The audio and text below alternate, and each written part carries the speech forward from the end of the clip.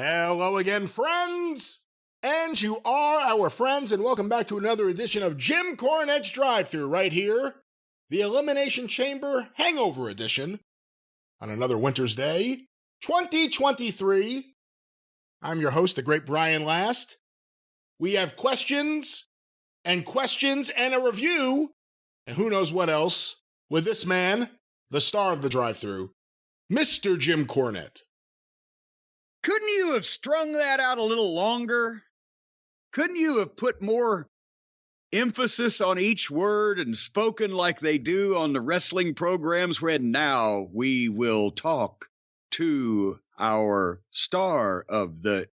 And that way it would have taken even longer for you to introduce me so that I could have sat here and slapped my cheeks and pinched my cheeks and put some color in my face and pinched my butt cheeks together, do something to get some energy. You're right. It's a hangover edition. What about the winter's day? By the way, where are you finding the winter? First of all, let me explain this. Tomorrow, as we speak, here in Louisville, Kentucky, tomorrow and the next day, Thursday, are going to be record highs of all time for the days after 130-something years, almost 80 degrees in February, and then we're going to have storms, and then it's going to be in the 40s on Friday. The weather is schizophrenic.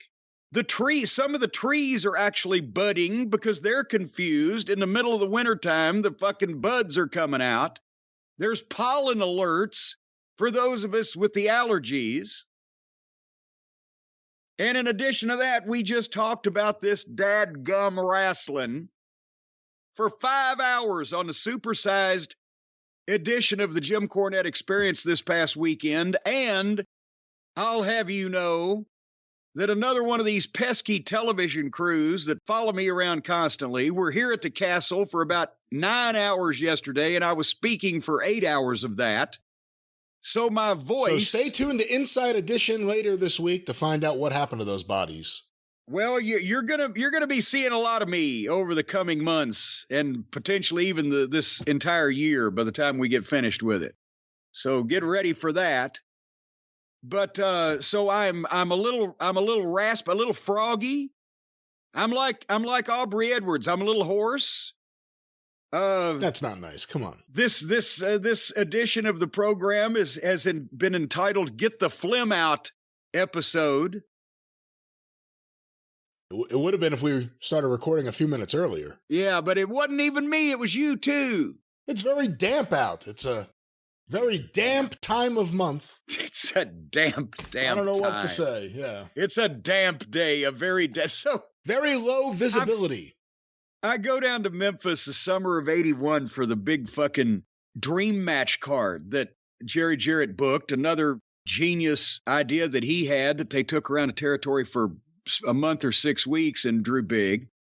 And it wasn't the dream matches like the fans have today. Whoa, let's see Flying Billy Bailey and his little cannonball friend Steve against fucking Super Duper Pooper from Japan or whatever. It was the wrestlers got to get their fucking match that they really wanted if they would agree to give their nemesis the match they really wanted, and all the stipulations were obviously stacked in the favor of the person asking for the match, blah, blah, blah. And it drew over 10,000 people on the as I recall, the last Monday of the month, which was amazing even yet, and I think there was 5 Mondays in that. But I digress. So I go down to Memphis. I'm there over the weekend, and I go with Jimmy Hart and the First Family to the radio station on Monday morning to shoot pictures of them and just, see them do the radio show, right? And it's Golden Boy Chick Donovan, and I think Dream Machine was definitely there. Potentially, who was his partner at that point in time? Possibly, oh, God damn it, I can't remember. When, 83? No, this was 81. 81? And maybe Coco was with us. If Dream Machine was a babyface, maybe Dream Machine was in the family at that time, I think. No, wait, Dream Machine was a babyface. So point is, it was Jimmy Hart and Chick Donovan and a couple of members of the First Family, and I can't remember. But the reason why I remember Chick is because he had blown his knee out, and he was on crutches, and he's wearing the powder blue tuxedo with the dark blue cummerbund and bow tie that he had the fucking glitter in his hair, and he's completely done up in a gimmick, but he's on these fucking crutches from Walgreens.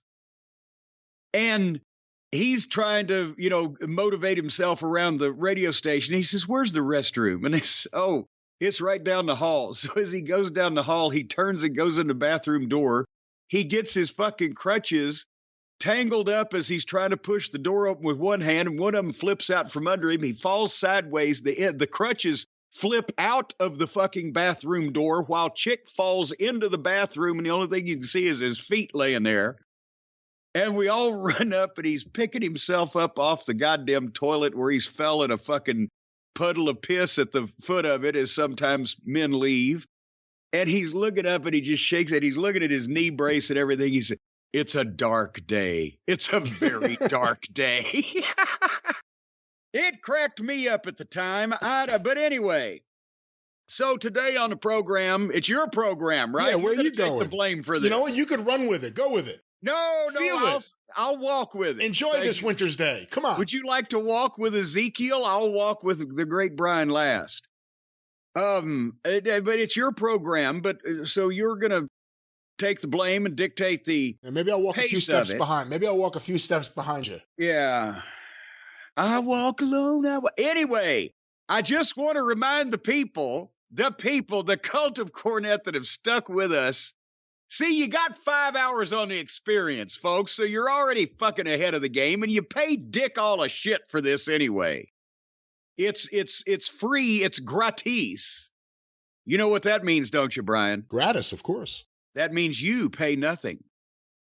That's fucking Candido. Candido came in the locker room in Smoky Mountain one day, and he had met some fan that had managed a restaurant or whatever, and had given him and Tammy the big free lunch and everything. But he's talking about the lunch. He said, "I met this guy. He said, come over to the restaurant." He said, "Oh, we ate this, we ate that, we ate the other thing. And you know what the best part of it was?" We said, "What's that?" He said, "It was gratis. That means you pay nothing."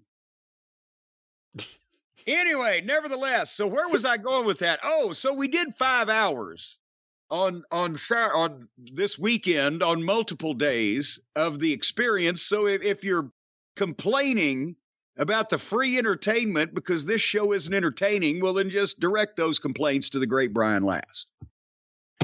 That's right. And yes, we are going to talk about Raw today, I guess. But how can I overlook the big cameo date is fast approaching? February is a short month. We've only got another week or so left in it, 28 days. How the fuck did February be the one to get shortchanged? Couldn't they have taken a day or two off of some of them 31-day months and put it over in February so it could be more even?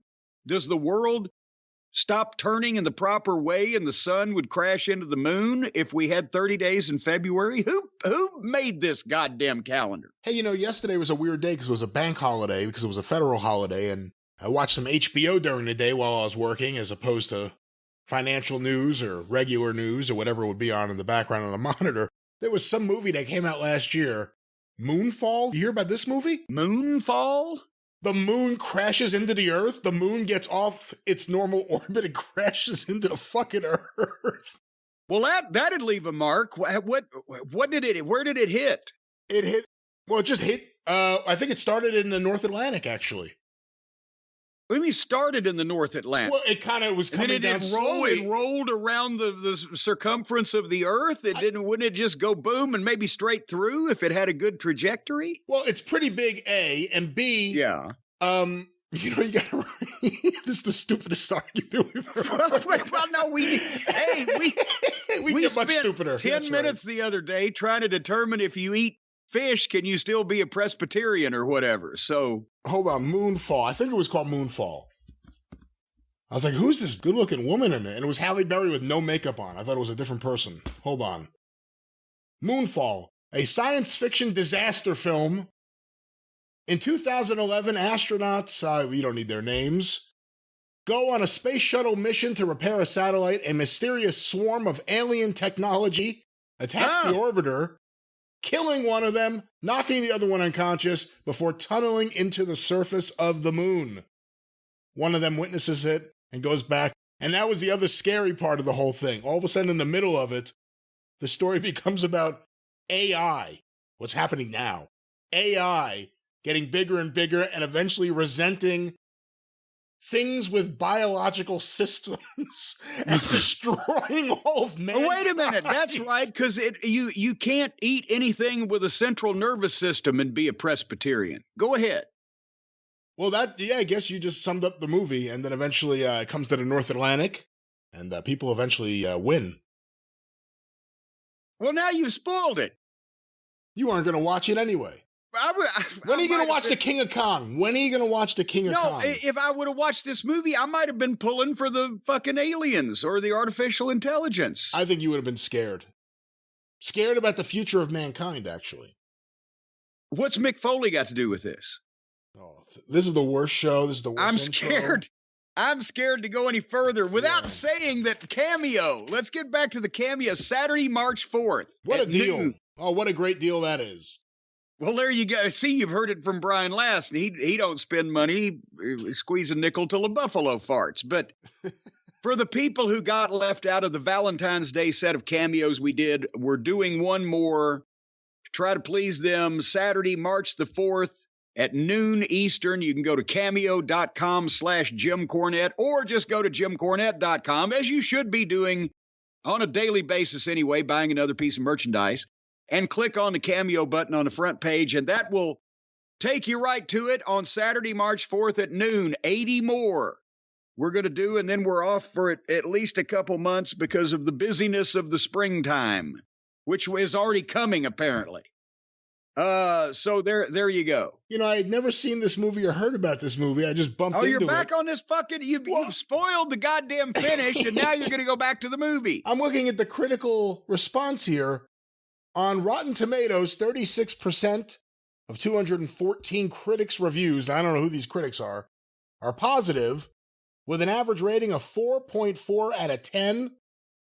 The website reads, whether Moonfall is so bad it's good, or simply bad, will depend on your tolerance for B-movie cheese. But either way, this is a disaster thriller through and through.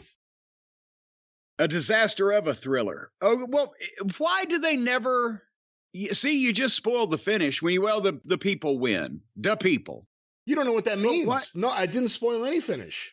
You know, people. The people. It's all the same. It's like WWE booking, to where it's always the same, is that the human race wins in the end. Why can't they do a movie at some point where the fucking aliens come down and kick the shit out of us and eradicate us and then start a new civilization to hopefully do it better this time? And it's something uplifting in the end. You would only be proposing this if you thought they were going to come down and worship you and follow you. Well, they do. And you'd be the one human leading them along the way. They do need somebody with some common sense and a little wisdom to be able to show them around. So I'll be glad to speak to them about it. All right. Well, this has been a great episode of the Drive Thru so far. We want to thank everyone. Are we done now? I want to thank everyone for years and years of listening to this show. It's all coming crashing. It's coming crashing down. We have a lot of things to talk about today. We do somehow. Yes. Today.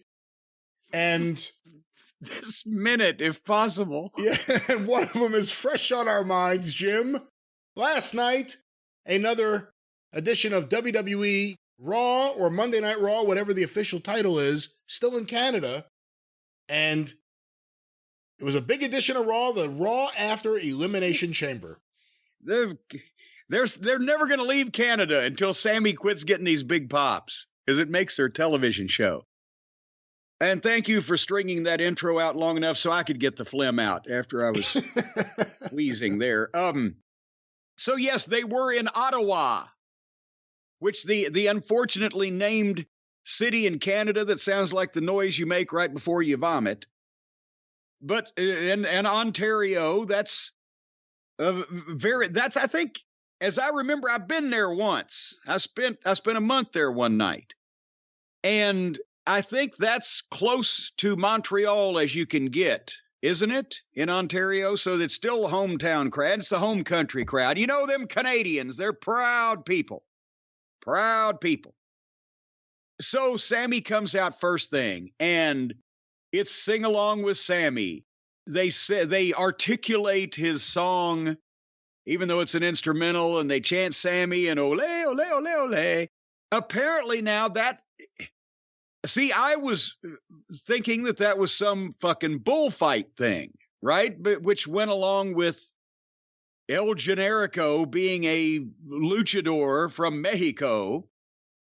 And that's why but apparently that's a Montreal thing. Did you know this? I don't know what's what, because when Jose Reyes came up to the Mets in like 2003, 2004, the Mets fans all started chanting, Jose, Jose, Jose, Jose.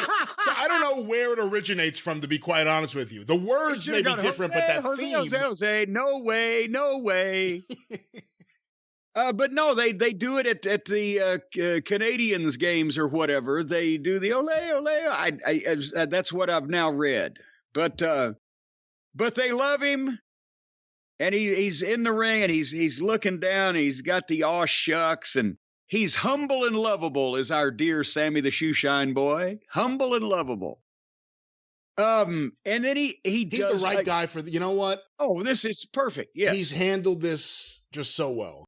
It's genuine emotion because he's proud of this, as well as him being able to be a great public speaker, which you can show emotion, but if you can't say suey if the hogs have you, then that doesn't work. And you can talk all you want if you just sound like one of these artificial intelligent whatever. Although they sound better than some of the boys now. But anyway, he did a perfect babyface promo. And with emotion and inflection in his delivery, and he feels guilty. Well, you know, he thanked the fans for the responses he's been getting. They chant, you deserve it. And that's why he feels guilty that he let the people down, that he came just that short. And they're, oh, no, Sammy, there's sympathy. He's building up some sympathy. But then he redeems himself in his viewpoint. He said, I realize the story around here is never over, but we are entering the final chapter. Now, I'm not sure about that verbiage. He said the story is never over, but we're entering the final chapter. You can't have your Kate and Edith too, you rascal you. Oh, lady you. But it was a great babyface promo. It said exactly what needed to be said after he didn't win the title, but nobody's blaming him. And then he shifts gears. He said, but there's one person I need to talk to. And you could tell the people wanted to see this. And they knew somehow these two were going to interact. I need to talk to one person, Kevin Owens. And the music plays, and he gets a big pop. Not as big as Sammy's, but it was there. And he comes out to the ring and listens to Sammy because he's got the non-committal kind of stern face on.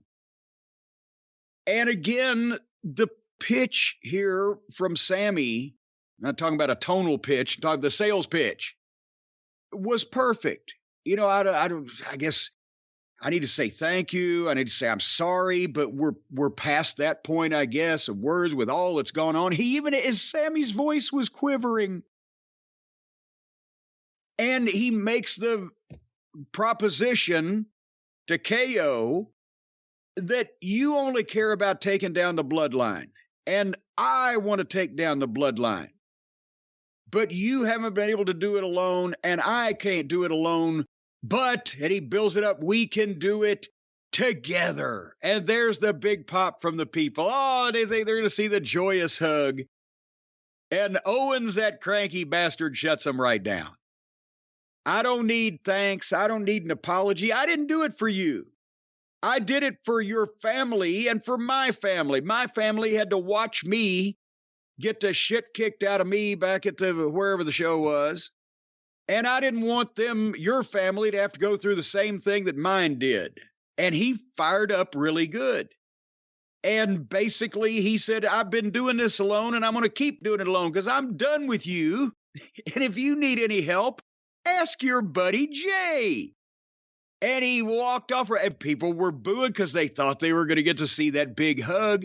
But this is perfect because we haven't tied everything up in the neat little bow. Now we got to wonder what the fuck is going to motivate grumpy old Grinch Kevin to finally re-embrace his ginger friend. And we've got, what is it? We've got 6 weeks to WrestleMania or thereabouts, don't we? 6 weekends of TV before we find out if and or when that KO and Sammy will reunite against, Jimmy and Jay potentially. If they're not, it's great. So I love the opening segment.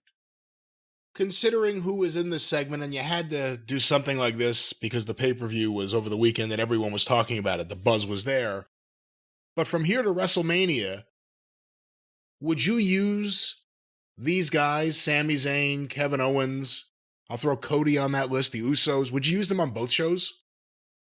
Well, as a rule of thumb, just say, okay, we got to do it. No, you don't want to do that. But Sammy's already been crossing back and forth. He can hop in right anytime he wants under cover of darkness in the hoodie, the magic hoodie.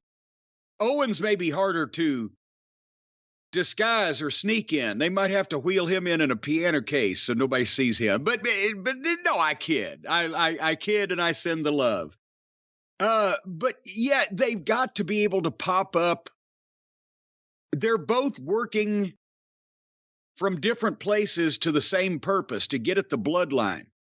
So they've got to be able to pop up where they might not be expected in order to do something like that. And wouldn't it be fun if both of them independently of each other popped up in the same place trying to do something and fucking they had a double knockout and cross paths? Oh, there you are. I mean, there's all kinds of things they can do. And like we talked about, Cody could be the one to unite them. And we still don't know how Jey Uso is going to fit into this. Yeah, because already they know, and now somebody smart and or bald-headed and bulbous is having a heavy input in this program, and he at least knew, I think, because we knew. If we knew it, pretty sure he knew it. Maybe some of the other ones did too. That Cody and Sammy had to be bosom buddies in some fashion and in support of each other's efforts before they went into this thing, or there could be some, rabble-rousing on the issue, but they have already done that. And now, again, like you said, can Cody be the guy to reunite these former friends to try to take the bloodline down there? Or is it going to be a thing where Sammy pitches the idea to Owens, and because that way it comes from him, that, hey, if you and I were to be together and stop the Usos, because maybe something will happen between Jay and Sammy, and the fact that we've got this many ideas indicates again how much fun it is.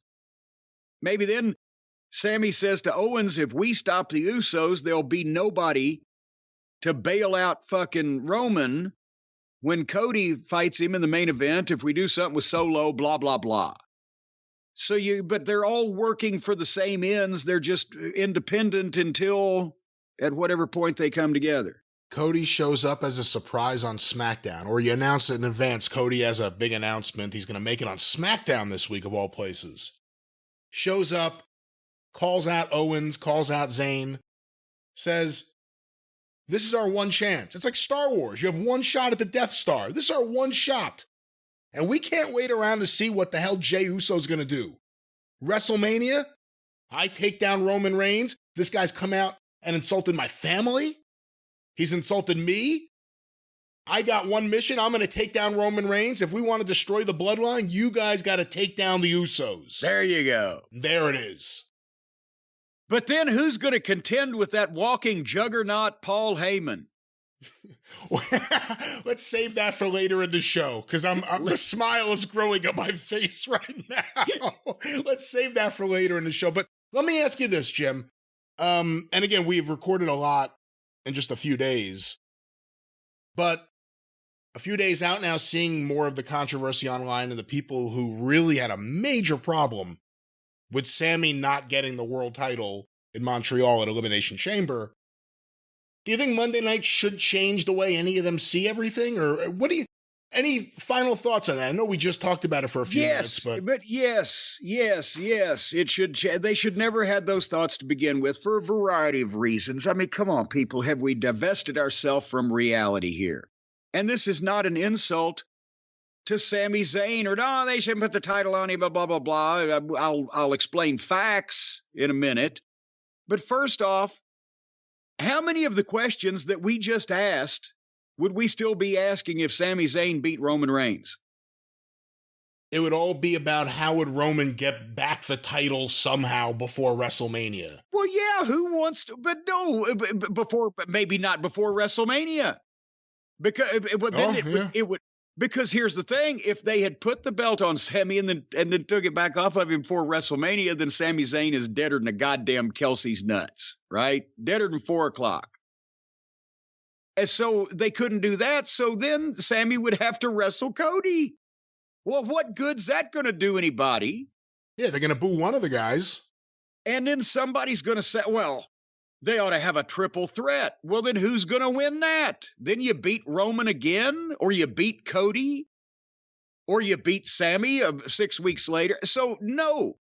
And we wouldn't have been asking any of those questions because nobody would give a shit about who was going to take down the bloodline because the big boss, the big dog, the head honcho would already been taken down. So who cares if somebody beats the Usos? And then you also, as we talked about on the experience, they're running a worldwide company. It was wonderful that atmosphere took place in Montreal. And if it was the territory days, you maybe should have made a different call because it'd be one of your main markets. And wow, and you can switch things quicker. But no, they're running the world.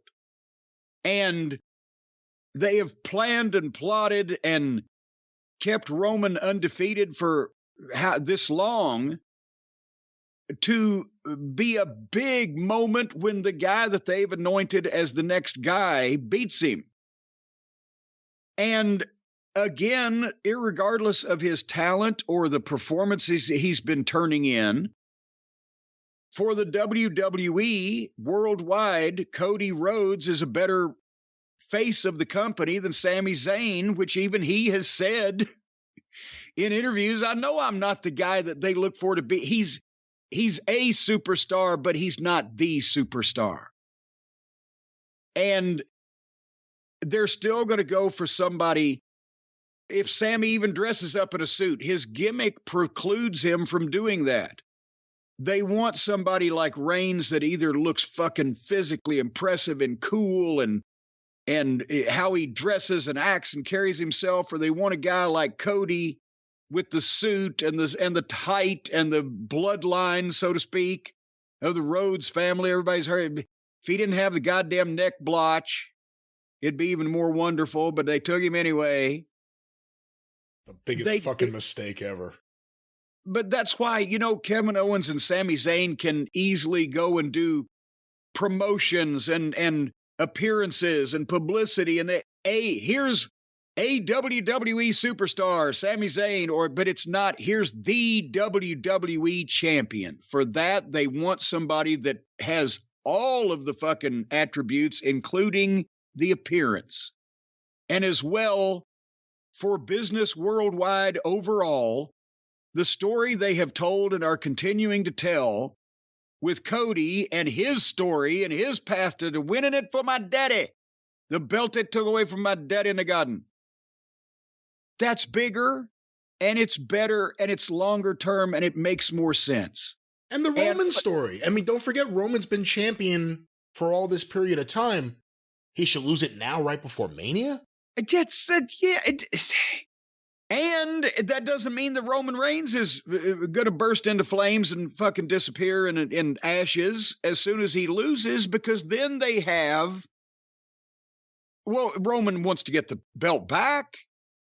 You're going to have to try to get a rematch with Cody, but wait a minute, Sammy still wants fucking Roman. And for that matter, maybe Owen still wants, right? You know what? Boy, they're just a couple of baby faces short of a real War Games with a reason. And actually, they can't. I was thinking they can't put Heyman in there like they did JJ. So one baby only if they put him in a bodysuit. Oh no! Fuck! Only if they put him in a body bag. Oh, don't. That goddamn bump! The bump he took it to pay-per-view. I thought my DVR had suddenly zapped into slow motion on its own. But okay, Roman and Usos and Solo versus Cody and Sammy and Owens and question mark, and there is a War Games match or any kind of match with a reason to fucking have it instead of just a bunch of mismatched, disjointed people. So they've got, again, all the rematches with Roman and everybody that wants him, that he doesn't work every goddamn day, so those are going to take a while. But what about the reuniting of Owens and Sammy and their eventual match with the Usos, unless the Jay won't come to the table? All that shit would be shot if they switched the belt. And so no, and it's either from the smartest of the smart fans, or the news site people that cater to them and say what they want to hear, that this magic moment when Sammy won in Montreal, it was so good. I jacked off 16 times. And then it happened. I fell in my puddle of goo. Oh, come on. And I was disheartened. Wouldn't you be too? In a puddle of goo. Okay, enough. This is no longer my show. My apologies to everyone who ever worked in the Brill Building ever.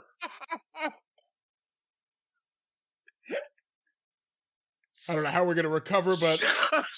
No. They shouldn't have switched the goddamn belt. That Benny King was a talented man.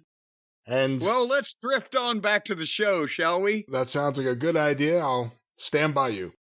God damn it. All right. So, motherfucker. So, goo is the word you went for.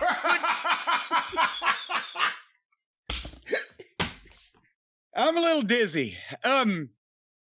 So they went to the break when Owens had walked out, and when they come back from the break, and they'd done this in picture-in-picture. Does anybody watch the picture-in-picture? I've got a 72-inch screen in the goddamn TV room, and the picture-in-picture is still only about 18 inches across, and I'm sitting 10 feet away because I've got a 72-inch screen, and there's no audio. My youngest daughter watched a lot of Raw with me this week because she was just interested in what I was watching, and she doesn't really watch wrestling, so she was into it. When the picture-in-picture happened, she looked away. She wanted me to show her stuff on the computer and do other things. Yeah.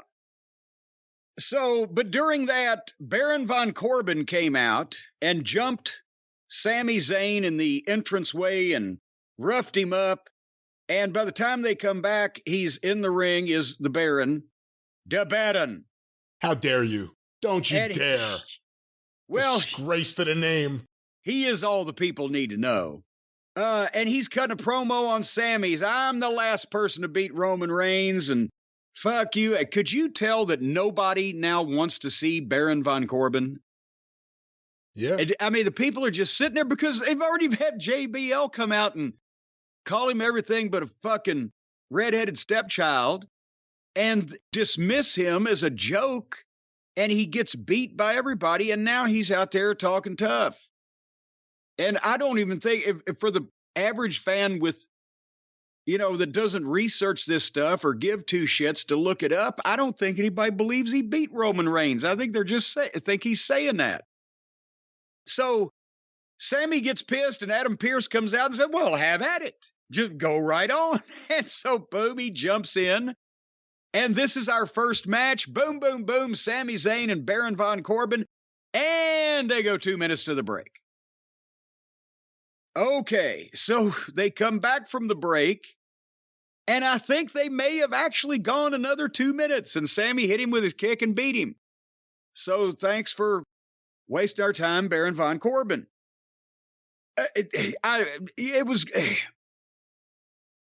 It's good to get Sami a good win. I certainly think that they can have anybody they want to beat Baron Von Corbin. But when they build up to these or shoot an angle or just, like this is in any way important, and as soon as the match starts, they cut away from it. We get entrances, we get packages, we get commercials, we get plugs, we get long interviews, we get backstage out the ass. But whenever the actual meat of the program is taking place, a match, they go 90 seconds or 2 minutes and they go to the break, and they have trained their fans that the matches are the skippable shit. So anyway, what'd you think? I agree with you, but I kind of saw this a little differently, and I saw this as almost another moment of Sami standing there and the cheers happening. They were going to give this audience on Raw, where Sami Zayn usually doesn't wrestle, Sami Zayn tonight. You got the promo, you got a Sami Zayn match. Yes. It happened to be against Corbin, but it's like when Hogan showed up to wrestle Johnny Rods one day. Holy shit, Hogan's here. But why did they have to go to the break? If they're only going to show 4 minutes of the thing on the air, just have him beat him in 4 fucking minutes. I agree with you on that.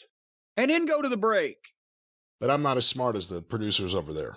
All right, but it's just, again, they went longer in the commercial break for the people in the arena than they did actually on the air. So if you're not going to have a TV match that lasts more than 4 minutes on the air, just show the fucking thing and go to the break afterwards, because you demean the matches or degrade or diminish or whatever D word I'm looking for. And there was a sit down in the back. I'm not even going to talk about the backstage shit because it's all just either meaningless, nothing happens, or just blah. But there was a sit down with Rhea Ripley and Dominic, and God, they don't have the life they have in that atmosphere when they're in the ring live. And it's laid back and it's scripted stuff. And I don't know that those do any good for anybody. It's obviously prepared shit. But let's go to the next match, because the bell rang for match number 2 on this program, 49 minutes into the show. And that match was Dolph Ziggler versus Muhammad Ali. And Mustafa Ali. Well, see, if you don't know, don't I know. Try to pronounce his name. I know. Just let me do it. I know, although they were... Well, you've given him several names there now. Well, so did they on commentary, if you listen to this match.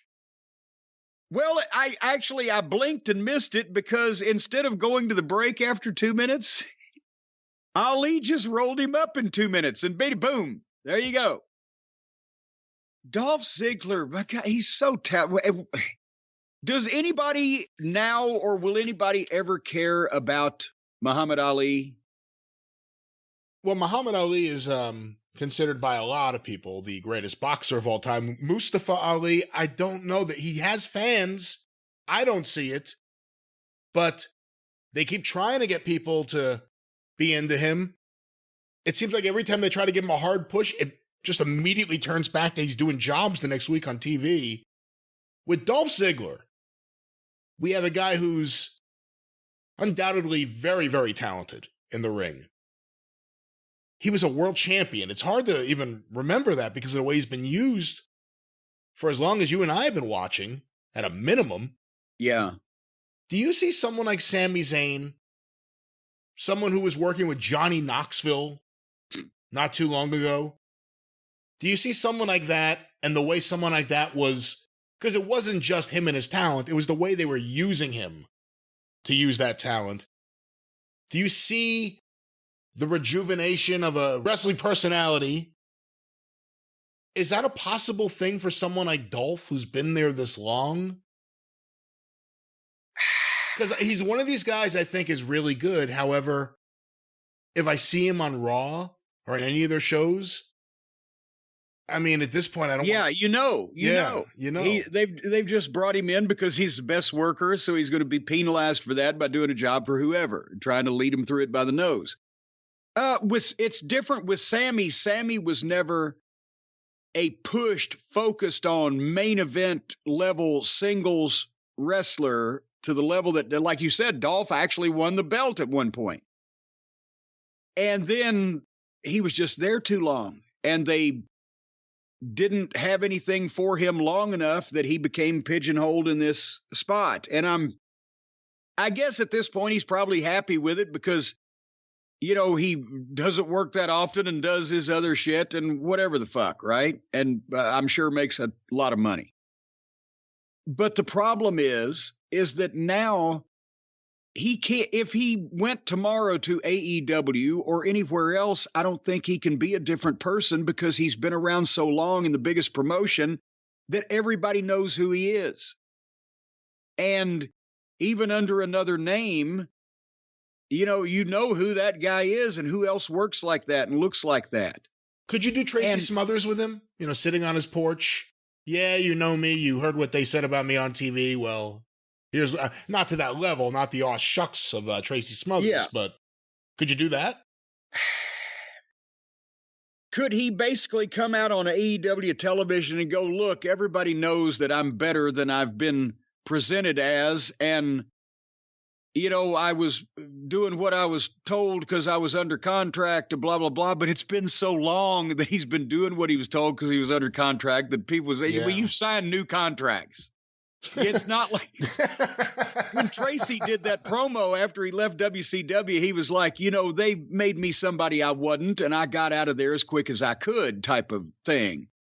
And I beg your forgiveness because this is who I really am. And that worked, but he's been there doing this shit for 7 fucking years now. So, and I mean, the AEW fans would like his, well, I mean, he's been there longer than that, but he's been being jobbed to death, beaten like a rug for at least that long. At least that long, yeah. The AEW fans would probably like his talent, and he would automatically in ring be in the upper 5 percentile of the AEW talent roster, but in any promotion, could anybody take him seriously as a threat to the singles title picture after the way they have just pulverized him? You know, it's a shame. I don't know. New haircut, comes out there, denounces the name Dolph Ziggler. That's not my, that could be the Tracy-ish part of it. That's not my name. Instead of Casper, Wyoming, the name. Dolph Ziggler's a ridiculous name. That's not my name. That's not me. This is who I am. Again, crew cut or something. Sorry if you like your hair. No, not. Actually, I said when he was Nick Nemeth in OVW, he had pretty close to a crew cut, and he looks better this way. He looks like a rock star instead of a fucking CPA. But you know, that's, again, how can I miss you if you won't go away is the theme of modern wrestling. When guys are under contracts for long periods of time, and or when they're under contracts for large amounts of money that they're paid to be flunkies more than they can make being a star almost anywhere else, but eventually that damages and eradicates their positive public image. But you can't, only the most, I hold that thought, only the most premium of talent, the Undertakers and Austins and whoever the fuck, can be a main event guy nonstop for years and years and years in the national promotions. And if you stick around after they've run out of things to do with you and are not going to feature you anymore, then that's what you run the risk of being pigeonholed as a flunky forevermore. Go ahead. I'm sorry. Well, whether it's Sammy going from jackass to Roman Reigns, or Baron Corbin going from homeless to jobless. I don't know what he's about to be. Or Dolph Ziggler here, having long hair, or maybe getting a new haircut and starting anew. Renovation seems to be the theme here. And a lot of people say that some wrestlers are like your old bathroom. You need to get some big men to come in and renovate it. Some people say that. Some people, I've heard them. I've heard them on the streets. They say that. You know, some people say that these old used up wrestlers are like your bathroom and that they've got mold in the tile and they've got funk in the grout. They've got grotten. That's rotten grout. Or, you know, you've got a variety, just if they just look old. They just look old and dilapidated and broke down. And there's been so many people that have been in those showers and used them, that they're all used up and they're wore out. And that's why, folks, if you would like to renovate your shower or bath, then you need to look no further, not to new wrestlers or old wrestlers. And I don't know about you, Brian Last, wanting large men to come into your bathroom. We'll talk about that at a later date. But look no further than the folks at West Shore Home. And do you hear me? I'm rubbing my hands together and clapping them with enthusiasm, because now that we have found West Shore Home and made a relationship with them, I can't wait for the things that they're going to do out here at the castle this coming year. I was going to wait for warm weather, but apparently that's already here, so they might be here sooner than I think. But West Shore Home is the fastest growing shower and bath remodeling company in the United States, and I'm sure you've seen the commercials, folks, if you're where the West Shore Home tentacles reach, because what they do is they come in one day. They start in the morning and they finish before dinner. It depends on what time you eat now. If you're a fucking 90-year-old woman, you're eating at like 3 o'clock in the afternoon and going to sleep at 5. Well, it may not be before dinner, but nevertheless, they come in one day and they fully replace your old shower or bathtub with a modern shower or bath. They've got the step-ins and they've got the sit-downs and they've got their shelves and they've got designs, built-in seats, doors, windows, magnetic shower heads. This is space-age technology, folks, that they apply here. And the way they can do it in only one day, they don't just show up on Thursday morning at 9 o'clock and say, well, let us take a look at the thing and see what we can do for you. They come out ahead of time. They've got design consultants, remodeling professionals that come out and show you everything they can do, all the beautiful laser-etched designs in the shower they've even got, or the bathtub, all the different add-ons and the different extras and the different bells and whistles that can, well, you'll never leave the bathroom. Holy mackerel, use the stuff that we tell you to on the other programs, like with Seed, and you'll never leave the bathroom. You'll be going from toilet to shower to sink and back again. We need a toothpaste sponsor, Brian. We'd have everything covered. This sounds like a good reason to renovate your bathroom. You're going to be getting a lot of usage. Exactly. You're going to be bouncing from one place to the other in that bathroom. You're never going to see your family again. You're not going to want to leave the house or the bathroom. So they come out and they show you all this stuff and they get everything the way that you want it. And then the remodelers come and do the one-day bath replacement. Fast, easy, and convenient. No work for you. Plenty of work for them. They're going to be sweating and straining. Holy mackerel, they're going to be picking stuff up. It's so heavy, they're going to fart like a fucking foghorn every time they strain up under it. But they're going to do everything. You do nothing. And let the dog go in and raise his leg and piss on them. They won't care. They're single-minded in their purpose. They're right in there until they finish.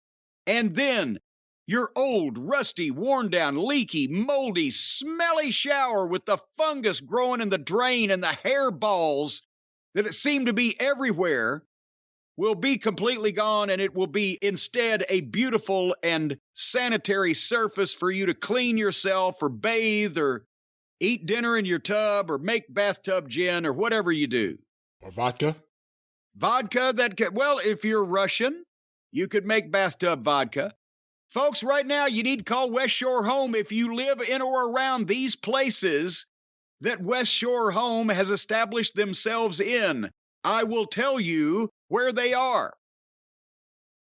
Louisville, Lexington, Cincinnati, Indianapolis, Pittsburgh, Harrisburg, Philadelphia, Baltimore, Richmond, Salisbury, Virginia Beach, Winston-Salem, Charlotte, Greenville, Asheville, Knoxville, Chattanooga, Charleston, Wilmington, Myrtle Beach, Greenville, New Bern, Columbia, Atlanta, Jacksonville, Orlando, Ocala, Tampa, Birmingham, Huntsville, Montgomery, Oklahoma City, Houston, Dallas, Austin, San Antonio, Phoenix, Denver, Colorado Springs, and Salt Lake City. Amazing. That's so impressive. Wow. And they do windows and doors. Wow. Check out the website to see which locations that you can request the free window and door remodeling preview, where they will close you up in your home and you'll never be able to get out. No, that's not how it works. Don't say that. Well, one of these days you'll find out, kid. Right now, go to promo.westshorehome.com/Jim. Don't forget about slashing Jim. Jim, not gin. Jim, that's what I said. Not gin. Jim. Okay, good. My name. That's right. You're still drinking the bathtub gin. They don't slash the gin. They just bring you the bathtub. You got to make the gin. Promo.westshorehome.com/Jim. As I said, don't forget about the /Jim, or we won't get the credit for sending you over there. And I got some windows and doors that need some attention this year. So anyway, promo.westshorehome.com/Jim. Get rid of that stinky, smelly, moldy shower or bathtub. And especially if you've got in-laws or relatives or delicate female members of the family going in there, you don't want them to be smelling that funk. It smells like a man eating Fremunda cheese in a septic tank of a slaughterhouse. Get a new bathtub and shower. Don't be growing green furry shit. WestShoreHome.com. Promo.WestShoreHome.com/Jim. That's right, Jim. West Shore Home. And of course, maybe we could ask them to come in here and rejuvenate and renovate this program, or maybe they can rejuvenate. Would you like me to sing again? Everybody plays the fool sometimes. There's no exception to the rule. Listen, baby. I'm sorry, I just crossed my mind. Go ahead. When I was a kid, we thought it was Everybody is a Fool. We used to sing that. How about the Bee Gees? More Than a Woman? People thought it was Bald-Headed Woman. Bald-Headed Woman. Really? You heard that one? I did not know that one, no. How about Jimi Hendrix? Excuse me while I kiss this guy. That one I know. Yeah. There are ones I know that like no one else would ever think of, and well, I'm sure the versions, they are, you humble and lovable soul. The versions I came up with, I think, are better than the original, or at least I like them better now. You know the Harry Nilsson song the Monkees did, Cuddly Toy? That's a deep cut. That's a deep cut. It was actually a hit. It was actually a hit, but I guess what? Some people just don't know the hits. But Cuddly fucking what? Cuddly Toy, not Cuddly Fucking. I don't know what you're doing over there with your furry friends. I'm talking about Cuddly Toy by Harry Nilsson, but later covered by the Monkees. Where did that stop on the top 40 charts? Hold on. You're calling it a hit. Hold on, because you have to make this about the Monkees. Hold on. Well, they're not going to make a monkey out of me, pal. Cuddly Toy. No, this is. I'm not going to have my Monkees discography fucking knowledge maligned with you saying that this was a hit. Hold on, Monkees. I'm trying to find. There's no Wikipedia for the actual song. I'm not surprised. Cuddly Toy. Chart placement. I can run down to the Monkees. TV room and get my book of Billboard Top 40 singles. I got my discography over here. I was trying to do it quick on the fucking computer. Cuddly Toy song. This is. Who the fuck is this? This is not the song. Somebody has ripped off Cuddly Toy? This is Beverly Knight. I don't know who this is. Well, how dare that bitch? Hold on. Don't say that. You don't know who she is. She could be a nice person. She don't know who I am. She better find out, because who's left? Who's left from the Monkees? Poor Davy Jones is in the locker. Mickey Dolenz is the only one Mike left. Nesmith, okay, on behalf of Mickey Dolenz, I'm calling Stephen P. New if this bitch has stolen Cuddly Toy away from the Monkees. So where did it chart? Hold on. I just grabbed my great rock discography from over here on the on the wall. Well, now, do you know or is it by date or by alphabetized by song? Because you're going to have to flip through a number of years there to. Oh no, this book gives you for each artist, if they're in here, it gives you every chart placement they ever had. Well, there you go. And it's another book that disrespects the monkeys. They're not even in. Oh, here they are. Okay. What? They're in here as monkeys, not the monkeys. I should have known better. All right, Cuddly Toy. Pleasant Valley Sunday. Yeah, I'll buy that. Written by Neil Diamond. Hold on, I gotta find it. Written by. No, it was not written by Neil Diamond. Actually, you're wrong. Wasn't it? No, it was not. It was written by Carole King, I think. Son of a bitch. When she was living Neil Diamond did Daydream Believer? That's right. That was the next single. No, he didn't do that one either, actually. He did... Well, which one did he do? He did I'm a Believer. I'm a Believer, not Daydream Believer. No, you're thinking of Andy Kim. Oh, Andy Kim. Hold on. The Purpose song, Someday Man. Don't tell me it wasn't a fucking single. Hold on. Uh-huh. Shush. Hold on. Uh-huh. It was like a single because they gave it a video on the TV show. It was like a single. It was like a single. Oh, this is a bunch of crap. Good, clean fun. I don't even know this song. It's not here. Fuck.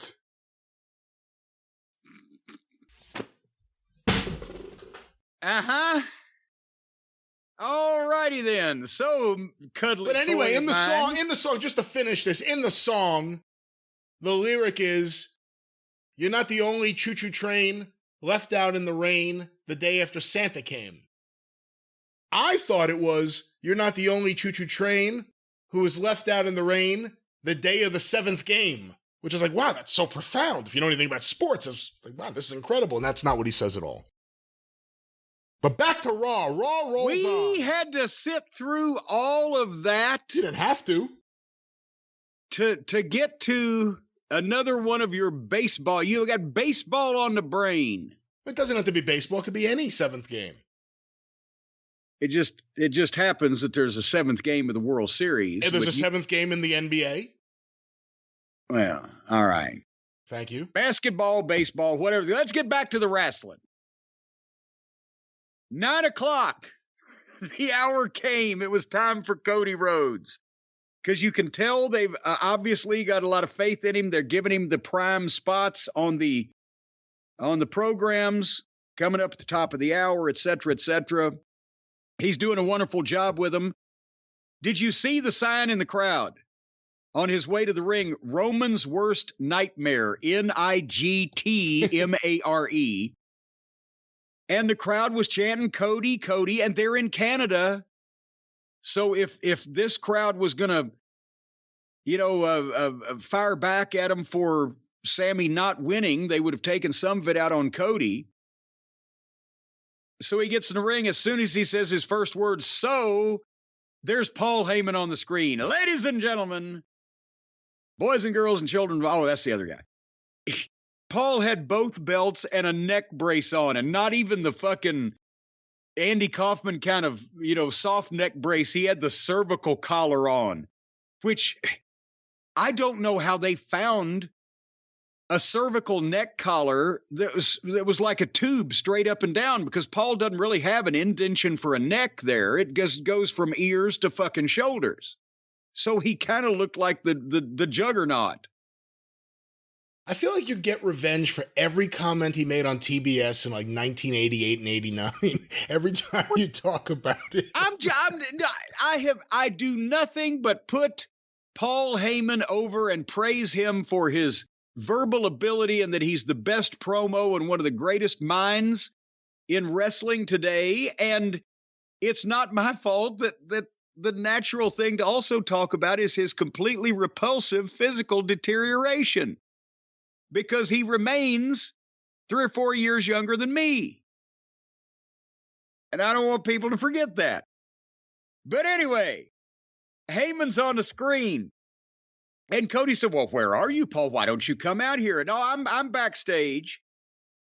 And I was mauled Saturday night and subjected to the miserable Canadian healthcare system.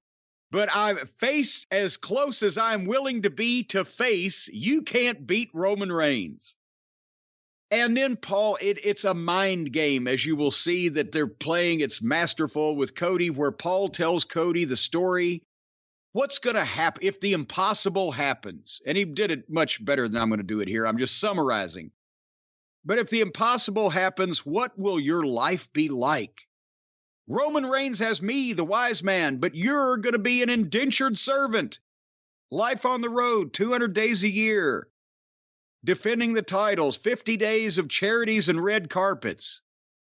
I don't know if I believe everything else. I believe 200 days a year on the road, 30 days overseas, 20 days promoting big events. I'm not sure about 50 days of charity and red carpet, but nevertheless.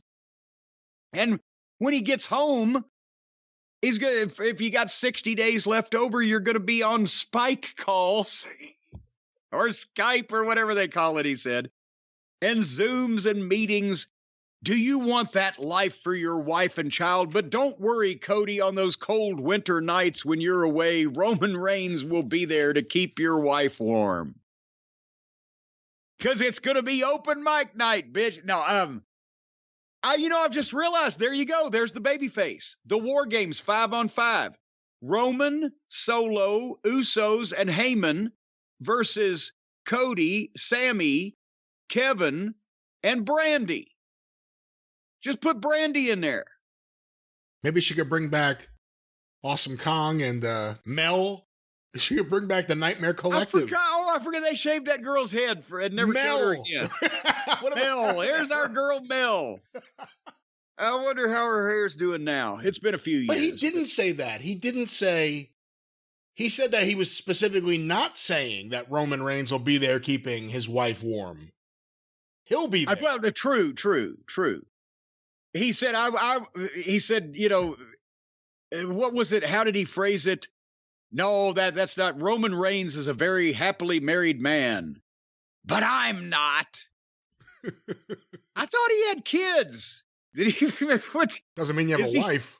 Well, but is he mad at his wife, or what did he? Well, I don't know if he's married any longer. Did he go to one of those Michael Jackson clinics to have his children? He's talked about it. I'm not talking about the man's personal life and family on the air now. He's done interviews saying, when I had children, then things changed for me and blah, blah, blah. So he's acknowledged he's had children. He's never been married. Did he have a test tube situation going on? What the fuck? We need to find out more about that. I believe he's married and divorced. Asked and answered.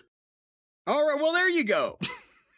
See, that was easy, but we never heard about the wife. Whatever conspiracy theory you came up with. We never hear about the wife. So I was wondering if it was Debbie Rowe, perhaps? Debbie Rowe? Remember Debbie Rowe? She was one of Michael Jackson's surrogate mothers. She made some money. Paul dresses well. He's made some money. Maybe he's...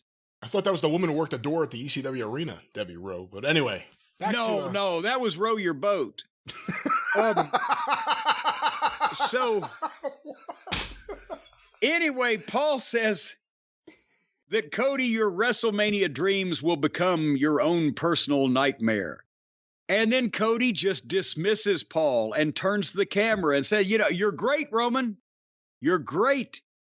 Don't send this man to me again. Are you a warrior or are you an errand boy, Kabuki? No, that was Dusty.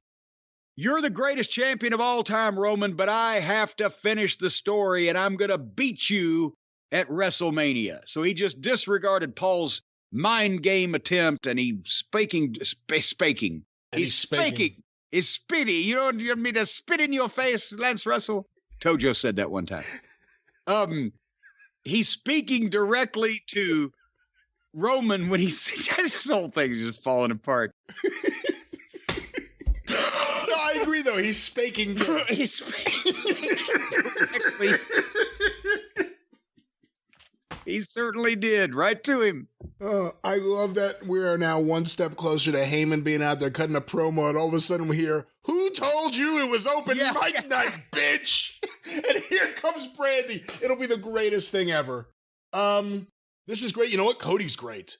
I've said it before. It's the difference between the stuff he's doing here and the stuff in AEW. At times in AEW, it felt so disingenuous just because of the word selection at times. It's working a lot better here. Yeah. And when he looked into the microphone and you look in his eyes, That's all you need to do. Just let him do that. There's Cody is coming up with this material, obviously, but there's people here, qualified people that are allowed to produce things. And in AEW, Cody was doing his own shit with nobody to say, well, change the to a, and, just tweak it a little bit. And he didn't have people surrounding him that were going to give performances up to the level of Heyman's or Sammy's, and he didn't have the television production crew that was going to be able to shoot this whole thing and put it together in this fashion. And we've said that Cody is perfectly at home in a sports entertainment big setting with other people that can hold up their end of the thing. And he was, floating around and almost an anomaly in AEW. But there you have, again, Cody and Paul. So we got a good interview at the start and a good interview at 9:00 and pretty much cockeye in between. Go ahead. What is there until WrestleMania? 6 weeks? Somewhere around there. What do you do? I mean, do you have him and Roman get physical before Mania, or do you keep it where even if they face off, there's nothing physical? It's just a battle of words so that people can't wait to see that. I can't talk. So people can't wait to see the fucking match. What do you think they should do? In over 6 weeks, couldn't they do one of each? Because, a lot of times something is diminished by having physical angles. And that's something Shitstain used to do. If you had 6 weeks for a pay-per-view, he'd have the guys in the goddamn feature matches fighting and beating each other up back and forth so much to the point that finally you didn't want to see the match because you'd already seen all this shit, right? Yeah, that's right. But if it's the right idea and if it's executed correctly, I don't see any reason in the world that shortly before, the go home period, last week or 10 days, that Roman couldn't. I'm not talking about coming out there and just slaughtering Cody and just leaving him laying and bashing him with chairs, all this stuff they've been doing, but some physical thing, and not leave him laying there flat on his face, but to hurt him physically about the same amount as his pride is hurt at the same time, to just give him that extra and get a little shot in on him. And also I think they could certainly have some type of verbal exchange with Paul involved and Cody, and that's going to be, I would think, if they have the material, and I don't see why they wouldn't, that could be great too. But you don't want to see them face to face every week. You don't want to see them physical every week, or even more than once, I don't think. And, just space it out. 1 week, something happens. Next week or two, summarize it with packages and flesh it out with the individuals, but they're not together. And then billboard what's going to happen next week or whatever. When it was last week that this happened, but next week so-and-so is going to be back to blah, whatever the case. That's not a long period of time to do something like this. And in the meantime, you've got shit going on in the periphery that we already talked about with the Usos and Kevin and Sammy and Bob and Carol and Ted and Alice. You think Speaking of them, this could be a long-term thing, and if Roman's really going to take any time off, if that ever happens, or if this is the extent of the time off schedule that we're going to get, and Heyman has more time, Cody's a perfect Heyman project. Not that Cody needs someone to coach him, although at times he does, maybe with promos, but long-term, a Cody versus Heyman feud, post-Bloodline, that could be good down the road, because it's just about promos, it's about emotion. You can get it out of those guys. And that could be like the Heenan and Hogan arrangement, where Heenan was always finding somebody to try to take Hogan down. It's like everything that Paul grew up with. You had 3 heel managers who never took bumps, and they always had a cast of characters coming in, and the credibility was on the manager until those people made it. And usually the manager's credibility was enough. I believe Paul is one of the people that believes that a lot of those Bob Backlund sellouts should be attributed to Lou Albano versus Bob Backlund, as opposed to Bob Backlund versus Samoan number 3 or whatever it may be. So, I don't know. They actually did that, by the way, folks. A Samoan number 3 one time. Brian's not kidding. Samu. That was when Samu first started, and they didn't want to call him Samu for whatever reason. So Samoan number 3 was better. Here's Alpha, Sika, and Samoan number 3. Well, speaking of the number 3, we're up to the third match. Oscar versus Nikki. And we were an hour and 18 minutes into the program when the bell rang for match number 3. But before they touched, Bianca's music played, and she twirled and skipped to ringside to watch. And so we were about an hour and 20 minutes in the program when the match actually started, and they went 2 minutes to the break. And when they came back, they actually went 4 more minutes. 4. And Oscar won. And then Oscar and Bianca stared at each other. And then Oscar vomited blue food coloring. And I'm not kidding. They were staring at each other and pointing at the WrestleMania side. And then I've seen people do this out in, when they've been over imbibed, that she put her hand up to her mouth like I'm going to catch this. And suddenly, boop, and all the blue food coloring came out. And she giggled. Something like you are now. I was watching with it sounded a little more masculine. I was watching with my daughter, and she was trying to get me to explain to her what was happening. And I said, I can't explain it. She's very excited. That's why the blue stuff came out of her mouth. Yes. Honey, just remember, when you go through puberty, when you get excited, blue stuff will come out of your mouth. No, but you see, mist, you can at least kind of explain. You can be like, well, there's some kind of magical thing, and they shoot different color of mist out of their mouths. And it just drips all over the place. There's no explanation. And the people on OnlyFans have to tip extra for that, too. Oh, stop it. They call it squirting. And... oh, you're on a roll today. So that's what happened there. Good match. Yeah. You know what, though? Can I say I liked it? Good match. Fans were silent. That has to be pointed out. Because it was a match. At this point, it's not even who's in it. It's just that they're trying. Can they get this match out of the way so we can see another entrance and a promo? They did a package on Brock and Lashley that was almost as long as the match itself at the pay-per-view. And then MVP was in the back with Almost, and they challenged Brock Lesnar for WrestleMania. Show up next week, Brock, if you accept.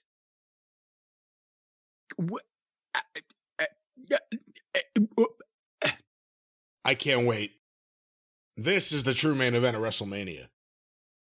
This guy taking the F5 from Brock Lesnar. The main event of WrestleMania. I know Brock can pick him up, and I bet he can F5 him, but the guy's arms and legs are so long, Brock might put his eyes out or something. But Brock versus Almost at WrestleMania. I'm intrigued to see it. However, of all the options to do with Brock for WrestleMania, it is puzzling that this is the one they went with. Maybe it's a false booking. They've false booked it, and something's going to happen between now and then that will get. Because you know what? I've realized what they've done now. Because we said after the pay-per-view, well, boy, we don't ever want to see Brock Lesnar and Bobby Lashley again.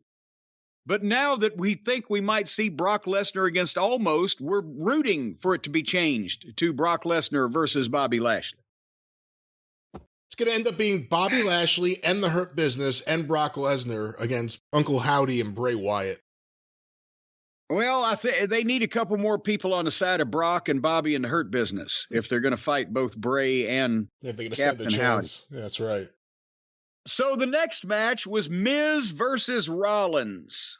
Seth Franklin Rollins against the Miz. The bell rang at 1 hour and 41 minutes into the program for the start of match number 4. In an hour and 41 minutes, we've had 12 minutes of wrestling on our screen. And they went 2 minutes to the break. And I mean, I'm not complaining because, again, the Miz, the fucking Miz, the Miz. But we come back from the break, and holy shit, they went 5 minutes. I couldn't believe it. I thought they were going to go Broadway. And then Seth hit a curb stomp, and then another curb stomp, and the referee saying, well, don't do that again. So he runs around him and hits another curb stomp.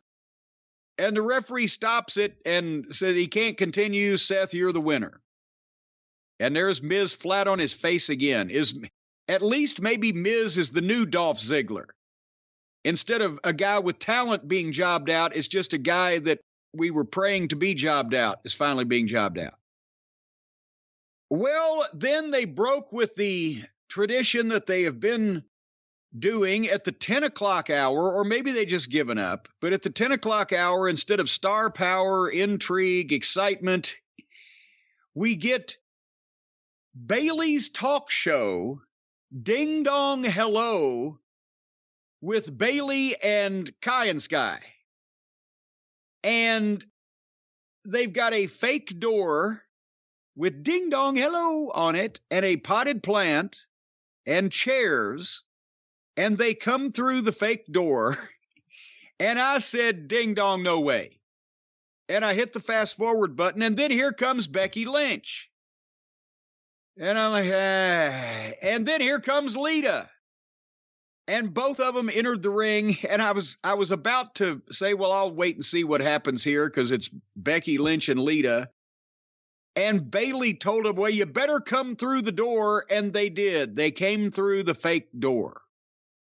And that's when I hit the fast forward for the last time. This took almost 10 minutes. For some reason, there's going to be a tag team title match now next week between Kai and Sky, and one of them still on crutches, which I guess is a gimmick, and the new team of Becky Lynch and Lita. Is this what I'm led to believe?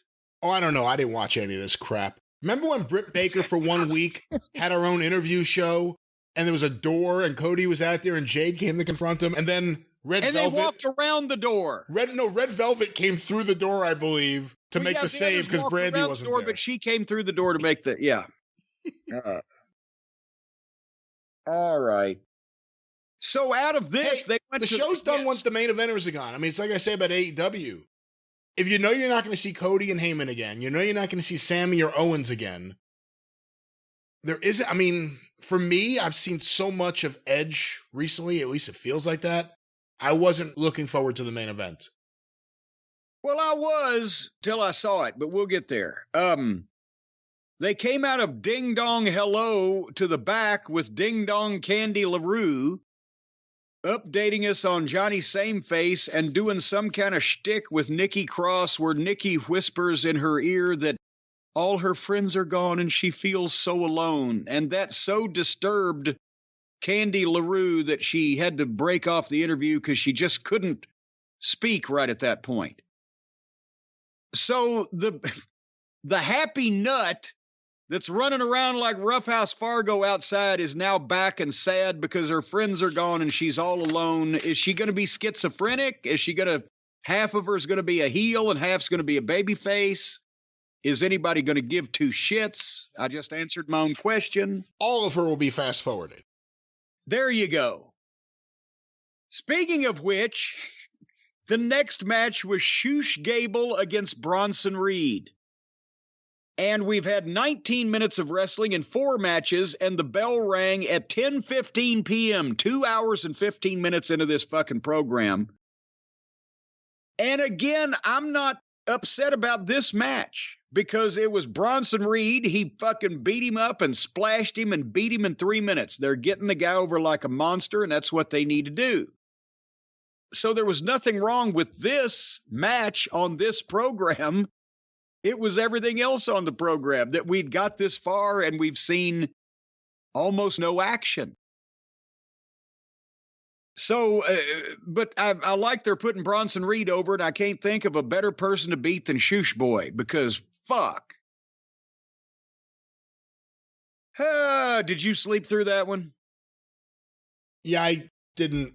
I'm not watching Chad Gable anymore. That's kind of done. Okay, so Ezekiel was in the ring. Someone posted on YouTube, I did see this one comment. If he teamed up with Roosh, they could be Roosh and Shoosh. That's my only takeaway here. Oh, what a douche. Anyway, Ezekiel was in the ring doing a promo. I know that's hard to believe, folks, but he was doing a promo. And he's telling Booger in the back to take notes. Remember, there's heat between Ezekiel and Booger. And Ezekiel now is a full-fledged heel. He said, there's no bigger star than me. Who wants to walk with me at WrestleMania? And the music plays. Here comes Bobby Lashley.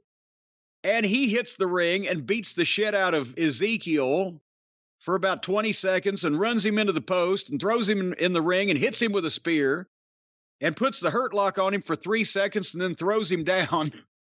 So he's a piece of shit, too.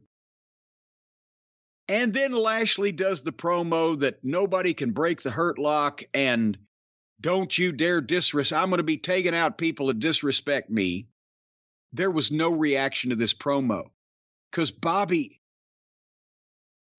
he's the nicest guy in the world, and the tone in his voice tells you that. And we've talked about speaking is not his strong point. And I think they've diminished him badly with how they presented him, and they flip-flopped him. He was a heel in the group, and he's a baby face, and then he's turning back heel, but he's still not back in the group, but he might go back. And the promo, it just... what do you think? I agree with you. He should be with MVP.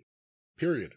Well, but now have they done unnecessary damage by the time they get that done?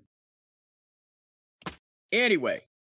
Here's a way you can repair everything. Have Bray Wyatt and all of his demons attack the entire WWE, causing everyone to have to form new factions and new friendships and renew friendships. You start anew. And then you kill off Bray Wyatt, and we go back to the way things are. I thought you were going to say have Bray Wyatt and Captain Howdy attack the entire roster and get rid of all of them and start fresh. If that means we still have Bray Wyatt and Captain Howdy, we can't do that. That sucks too, man. There's some kind of a refund clause on his contract. Maybe. All right. We are now 2.5 hours into the program. We get Edge in the back talking about Austin Theory, the match for the U.S. title that is our main event.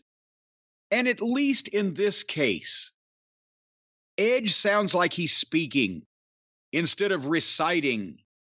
He did a good job. The material, obviously, a lot of it was probably his input too, but it was plausible.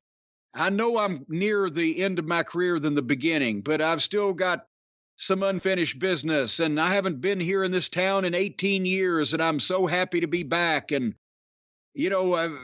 basically building up a little doubt in people's mind that whether he's going to win this belt or not in this next match, but at least he can speak. He can cut a promo if he has to and not sound like a robot playing a fucking tape.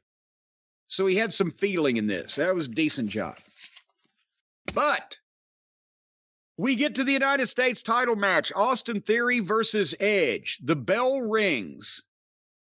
At 10:40, 2 hours and 40 minutes into this program, we've had 22 minutes of wrestling action. And I was looking forward to this match because at least both guys can work, right? And Edge starts out, he's in control, and both of them, they look good and they can move, and you see they have professionalism to them, and to the break in 90 seconds.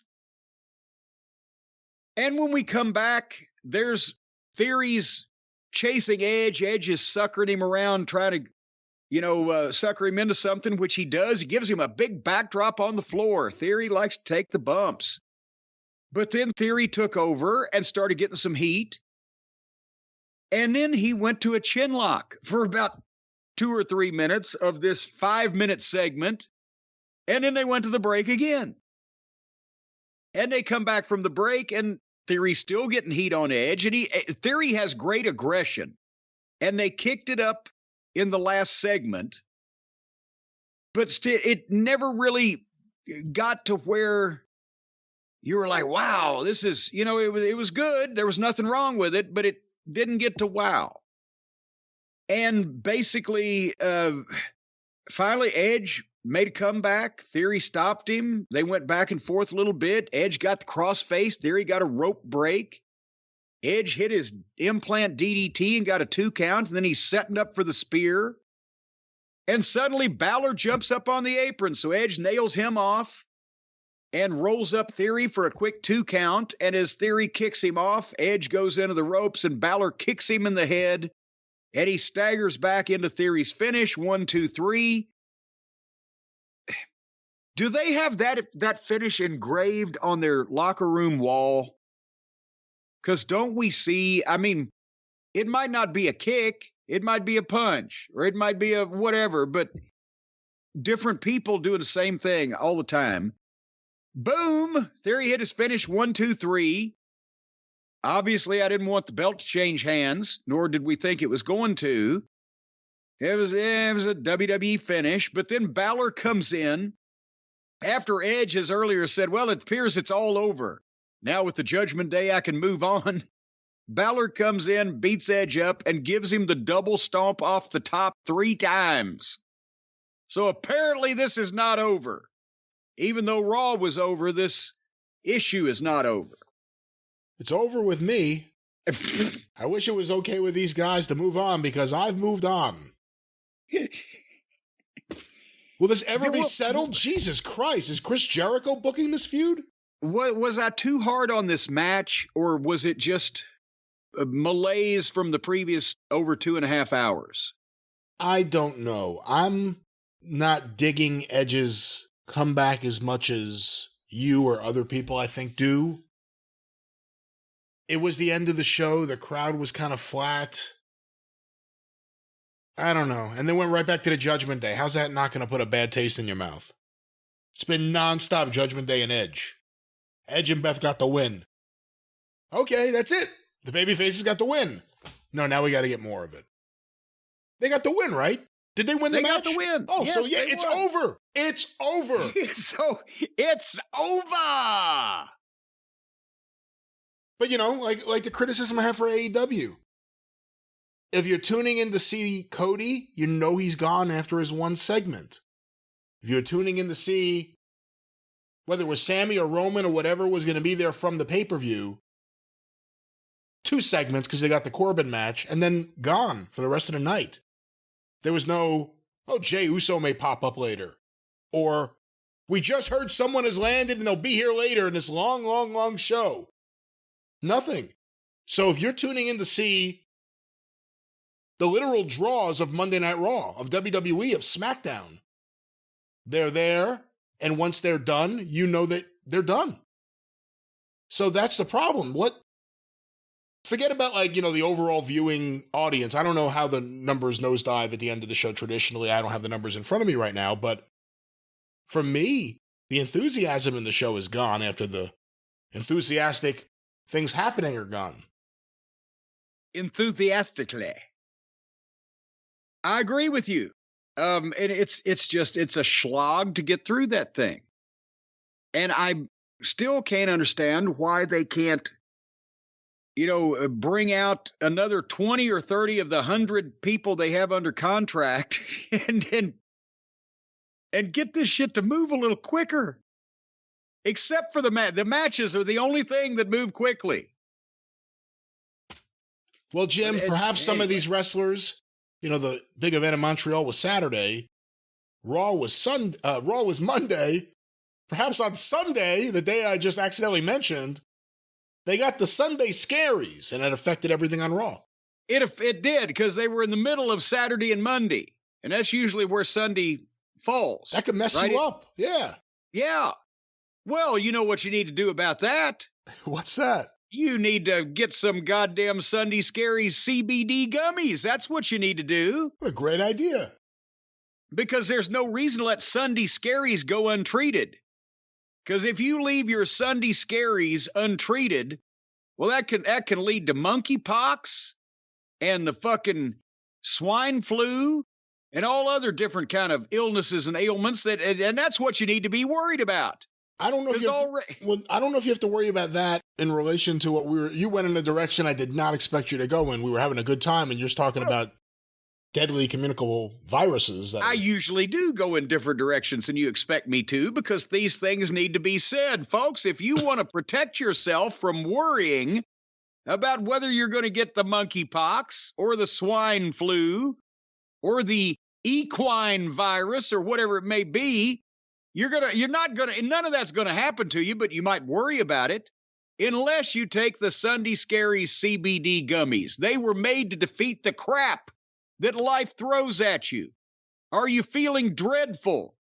Are you feeling nervous? Are you feeling anxious? Anxiety riddling your body, making you shake like a dog shitting peach seeds. I'm telling you. Say riddling in your body? What?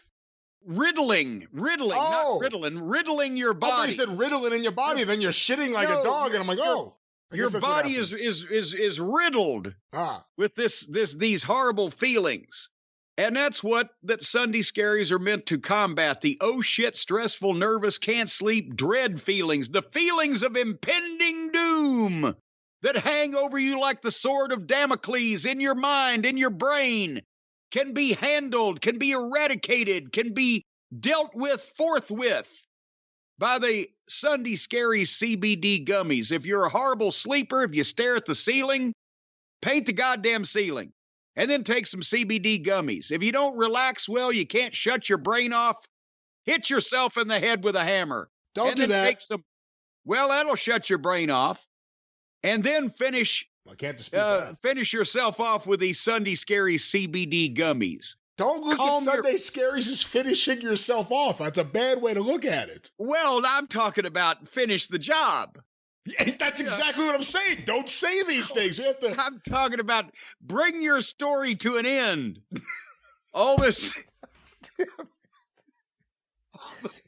All the problems and stresses that you have, you can bring that all to an end with the Sunday Scaries. They'll make you feel, just swell. Think about my problems. My Sunday Scaries happen while doing the spots for Sunday Scaries because of what you're saying.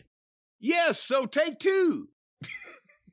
I do like the unicorn jerky. The unicorn jerky is quite delicious. They've got the unicorn jerky, and folks, that's not a suggestion that you should masturbate a mythical animal. That is an actual product from SundayScaries.com that also manufactures the fantastic CBD gummies that you take every day to keep the scaries away. Take the edge off, calm your racing mind, sleep better, just chill out with your unicorn. And give him a jerky? And give him a jerky. Not a handy, a jerky. A jerky. Anyway, you can visit SundayScaries.com. What has happened to this show? What has happened to this show? I'm telling you about the product. It's SundayScaries.com. It's a fine product. That's SCARIES, SundayScaries.com. Use the promo code JCE. You're going to get 25% off bliss, 25% off a great mood, 25% off relaxation. What's it worth to you, folks? What's it worth to you to calm that racing mind, to decompress, to fall asleep so you can wake up a fully functioning human being? What's it worth to you? It ought to be any price, and I'm getting you 25% off. What the hell are you waiting for? SundayScaries.com, promo code JCE. A blissful state of mind is worth any price. You could never put a price on that, and we're giving you 25% off. Promo code JCE, SundayScaries.com. Boy, howdy, you'll bring your story to a climactic end and go to sleep. We're giving you 25% off something that can never have a value is basically what you just said. That's right. You can't put a price on it. So we're going to give you 25% off that. Exactly right. Whatever the price we put on it that we can't put on it, 25% less than that. Sunday Scaries.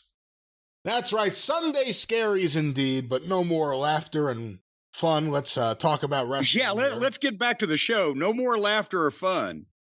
But wait, there's breaking news, by the way, Brian. Did you hear about this? This story has just come out here just shortly ago. AEW has applied to trademark the name AEW Collision with the United States Patent and Trademark Office. At least that's what they attempted to do. But instead, they have tried to trademark AEW Collison. Collison. They misspelled the word collision. Oh my God. Is that a real story? That is a real story, apparently. So they may have to amend that. And we know now that Tony was never a contestant in the National Spelling Bee. Well, I mean, I don't know if he's filing his own copyright things. You have to think that goes through legal. A lawyer must have approved that and thought. Well, who's the head legal around there, or the head paralegal? Isn't it Megan? Well, Mega is the head of legal, not the head paralegal. The head of legal, and you would think she would see that because you'd think well, she's all by herself. If they had a paralegals, maybe one of the other ones could have taken up the slack here. Well, no, there were other people there. It should have gone through multiple hands, unless he just has someone he calls and yells demands to, and they go and try and trademark stuff, and they thought, Tony's like Prince. He's come up with a spelling of his own. Either that, or maybe they even have a trio of legals instead of just a paralegals. All right. Well, this is going nowhere quick. But Jim, let's at least we don't waste time. We do it quick when we go nowhere. Jim, let's talk a little bit more about Tony Khan since you brought him up here. A lot of the listeners have been sending in different questions and different clips. Since we talked on the experience about the Twitter spat between Tony Khan and Ariel Helwani, Ariel Helwani has gone on his show, I believe it's the MMA Hour, to discuss this. I have some audio to play for you. Well, now, to bring people up to date, Tony was highly offended that Ariel Helwani appeared in the crowd to do a stand-up in Montreal where, hey, we're here with all of our hometown people. We love Sami Zayn. And Tony was offended by that. He took it personally, and he said that Ariel Helwani was about as much of a real reporter as Tony Schiavone is. And let's remind everybody, Tony Schiavone works for Tony Khan. And so Ariel answered back on Twitter, basically saying, hey, calm down, snowman. And, he was obviously not frightened by Tony's outburst. And so now he has responded verbally on his program. Now we're up to date, right? Somewhat. I think it's important to note there is a little bit of a history there. Tony was on his show. Tony did not want to answer questions about All Out. After Ariel couldn't get those questions answered, he wanted to know why, couldn't get those questions answered. So there's a history there. And the other thing I want to say before we play this is, some people are saying that Tony thought it was a joke at first. What? That he was joking. But do you see any logic in that? Now, Tony thought who was joking? Tony thought he himself, Tony, when he was tweeting Ariel, was joking. Okay, that doesn't make any sense. It's not a joke because it wasn't funny. It was. And it buried Schiavone. It was a childish clap back, as the kids say, at Ariel Helwani that sideswiped Tony Schiavone on the way around the corner. All right, well, I have some audio here. This is from, I believe it's from the MMA Hour. The MMA Hour with Ariel Helwani. We have various clips we're going to play. We'll get your comments in between. Let's go to this first one about Ariel seeing the tweet. And I see this fucking tweet from Tony Khan. And I swear to God, I looked at it like 3 times and thought it was fake. I thought it was fake because, anyone can have a blue check, right? Anyone can be verified. Like, there is no way. This guy doesn't follow me. He's never tweeted me. There is no way that he actually tweeted this. Number one, proving that he was watching, which is bizarre. Why would you do that? Why would you put the competition over and show that you're Good watching point. Some random SmackDown and a random moment in the telecast? Number two, putting down his own guy in the process, your guy, GC, the great Tony Schiavone, Atlanta sports legend, calling me a fraud. Let's not go crazy. And then saying that I am as much of a journalist as Tony Schiavone. Now I'm trying to think, like, what is the point that he is trying to prove here? He is trying to say that Schiavone isn't a journalist, which, by the way, correct me if I'm wrong, GC, as an Atlanta guy, doesn't he kind of have a little bit of respect as like a media dude? Like, I never knew Tony Schiavone as the wrestling guy. That was later told to me. He used to come on the radio in Atlanta, and I was just like, Tony Schiavone. And then when I was like 16 or 17, that's when I found out it's like, oh, yeah, he's massive in the world of pro wrestling. But he has respect, right? People love him, admire him, right? He's not known as like No, wait, stop it there. Let me stop. Nothing against Schiavone, but he was just like, it's not like he's some beloved local sportscaster. He's not Dick Enberg. Come on. He's not Vin Scully, but at the same time, their poor Ariel should just move on with his point instead of trying to badger and hector and belittle this other fucking guy into, oh yeah, Tony, goddamn, they carry him down the street at parades every year. He's fucking beloved like Mother Teresa. He turns some loaves into fish or something, or how about that? The guy Tony Schiavone works for says he's nothing. And the guy that got insulted with him was like building him up bigger than he's ever been built up by anyone ever. He's beloved in Georgia, isn't he?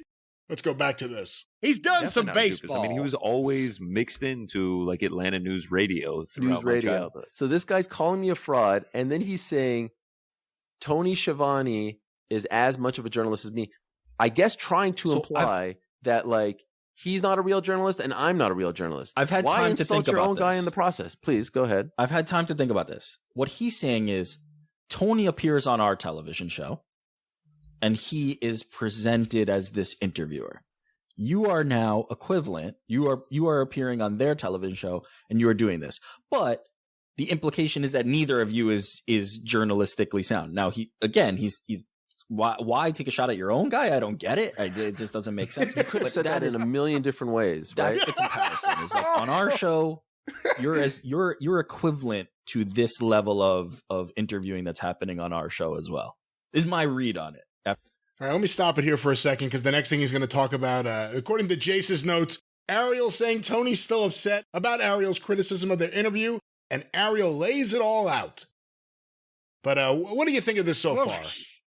So far, he's laying a bunch of people out. I mean, these are grown adults trying to figure out why that not only this guy Tony Khan was too many pronouns, pal, was so upset about this meaningless incident that took place, but also why he chose to confusingly word his insult to malign members of his own company at the same time.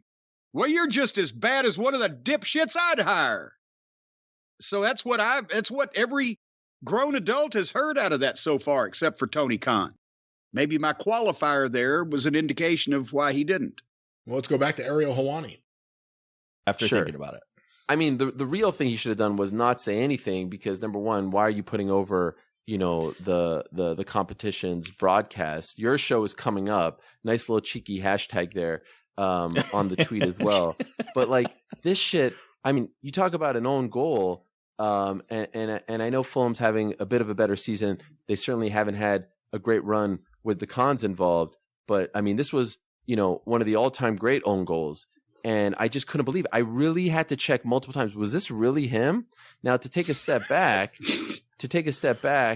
he is still upset, clearly, over the fact that he gave me one of the all-time worst interviews and ignoring the fact that I have continuously praised the product ever since they launched around 3 years ago. It was just a bad interview, objectively a bad interview.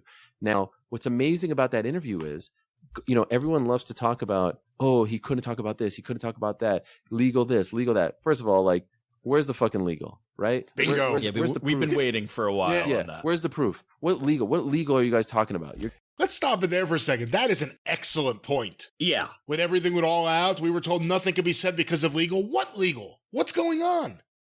Apparently, legal said don't say anything because we're in deep shit. You're going to compare this to this and that. Like, where's the what is this investigation that you guys keep talking about? But I just want to let you all know very clearly that I had asked Tony multiple times to come on the show. I stopped asking because I was told that, he wasn't sure. I'm Nick Khan's guy. I work for BT, which is ridiculous. That's just a broadcast partner. That would be like saying to someone like Mark Ramundi that he shouldn't interview Bellator guys because he works for ESPN and UFC is on ESPN. Stupid. Anyway, I just stopped asking. They reached out to me several months later and said, "Do you want to have Tony on?" I was like, "Really? Cool." Never said, "Don't ask about this. Don't ask about that." You don't think I was going to ask about these things? Anyone worth their salt is going to ask about these things. There was a million different ways that you could have answered those questions. But just to let you all know, at the time, I had no relationship with anyone, like in terms of business, anything like that. This was back in early October. Well, let me stop it here because he's getting somewhat defensive. The idea that some people have that because Nick Khan was his agent, because he's appearing on a SmackDown, because he's working for a broadcast partner of WWE, that somehow he was out to get Tony Khan. I mean, we played some of that audio. We played some of that original interview. Is that the way you took it? No, it was questions that Tony Khan was being asked that everybody wanted to know the answer to, or anybody that was interested in anything Tony Khan had to say, that would be uppermost in their mind, and that's what he's supposed to do. And if they didn't tell him beforehand, "Hey, we ain't going to talk about this, or we ain't going to talk about that," and they asked to book him on the show, then why was he not supposed to ask those things? It was the biggest news, unfortunately for AEW, that they had made. And then we played the clips on the program back then of, my God, how many more words can Tony Khan utter without saying jack all of shit? And just so I feel for Ariel there. I sympathize. Well, let's go back to Ariel Helwani. This is the big takeaway here is the quote, "Tony Khan has no idea what journalism is." Let's go to this. The amazing thing is how the whole thing spread backstage. Everyone was, "You see the tweet, you see the tweet, you see the tweet." And like, I've just been here for 4 hours. Like, I don't even know a lot of these people. This is amazing. How could he have done? Was that really him? What a, blah, blah, blah, blah. I was like, yeah, I guess it was really him. He doesn't. Let me stop you right there. The WWE locker room, whether that's wrestlers or executives or whoever it may be, that's their reaction to Tony Khan on Twitter. Again, they know, and a lot of the wrestlers in AEW know. Some of them haven't been out of the indies long enough to know what professionalism is, but the guys in the WWE locker room, for all you might say, and all they might say about Vince McMahon, they can't see him doing shit like that in public. And that's what you hear about Tony constantly. You can't take him seriously as a grown adult boss businessman when he's hugging and bouncing and lashing out and slap fighting on Twitter with, various people. It's ridiculous. It's hard to think that Nick Khan's insulting him by calling him a kid when he acts like a child. Basically, that's what it is. Yeah, it's more of a description rather than an insult. Let's go back to this. Follow me, but I guess it was really him, and I still feel kind of bad for Tony Schiavone that he was insulted in the process. Wait, bizarre. So then I do the second one. Yes, go ahead. Wouldn't you say like the questions you were asking him in that ill-fated interview, wouldn't that be what journalism is? Wouldn't that be like the actual proof in the pudding of like what journalism is supposed to be? This fucking guy doesn't and then know the other journalism is. He has no idea. He wants PR. He's no different than Dana. What I thought about tweeting back to him was, Dana's not going to shag you, mate, because I know he's just trying to, that should have been the one. Curry favor with his idol Dana White. I was thinking of that one, but I thought it might have been too much of a deep cut for the wrestling audience. You know what I mean? But he's just trying to do that thing, and it hasn't worked for Dana, and it ain't going to work for Tony Khan. I can assure you. He should want that. What was it? To the point, like he's a promoter. Like that's what he should. Like he shouldn't be seeking journalistic integrity. Like that's not what this program is. Anyway, my other thing is. Isn't it kind of wild that, like, to your point, like you've been there 4 hours, all the people in the locker room are talking about it. Tony Khan is taking this shot at you. Like, it's almost like you're not even like part of this world. You're not like, you're dropped into it. And it's like he's solely focused on you. He could have been watching that show, Insanity. said nothing, said anything about the wrestling. Those guys suck. These guys suck. It's you specifically who are not related to this in any way, except for this one night. It's for crazy. Him to tweet that. For him Insanity. to tweet that. Well, everyone there is obsessing over him, obsessing over Ariel Helwani. But here is apparently Ariel talking about potential footage of, quote, weird and bizarre Tony Khan behavior. Let's go to this. Oh, Old Ariel would have let this bother him. Old Ariel would have been down over this. Old Ariel would have been like reading This the being replies. the Tony thing? Yeah, the Tony thing. Okay. I was not going to let this guy who has built an amazing thing, all credit to him. This kid who, if it wasn't for his old man, wouldn't be. Let me tell you something. My dad gave me a lot, but as far as like MMA journalism and everything that I've built, that was all on me. All right. I'm very proud of what I built. I wasn't going to let this guy fucking soil my name, drag it through the mud, ruin my night. Montreal, a dream, a bucket list thing. And I know he's trying to get himself over on me because Lord knows he needs it. I wasn't going to let that happen.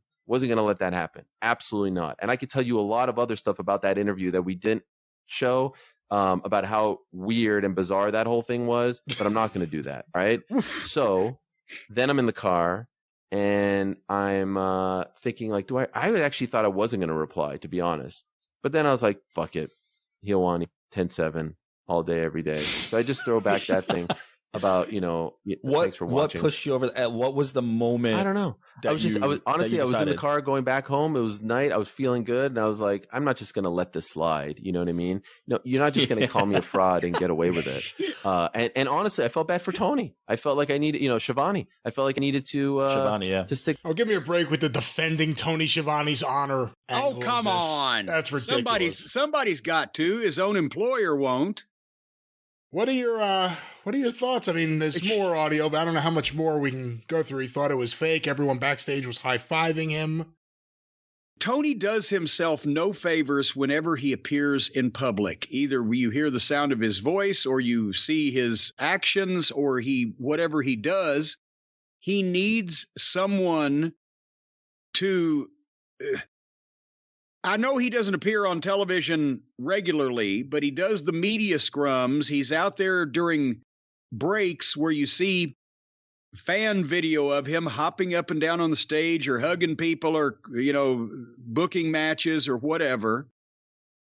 And he needs someone to speak for the promotion as a credible, respected spokesperson to make matches or do whatever that he does or host the goddamn scrum. But that, of course, won't happen because that's part of his deal. He enjoys being out there showing off his action figures to the fake journalists that he assembles at his media scrums.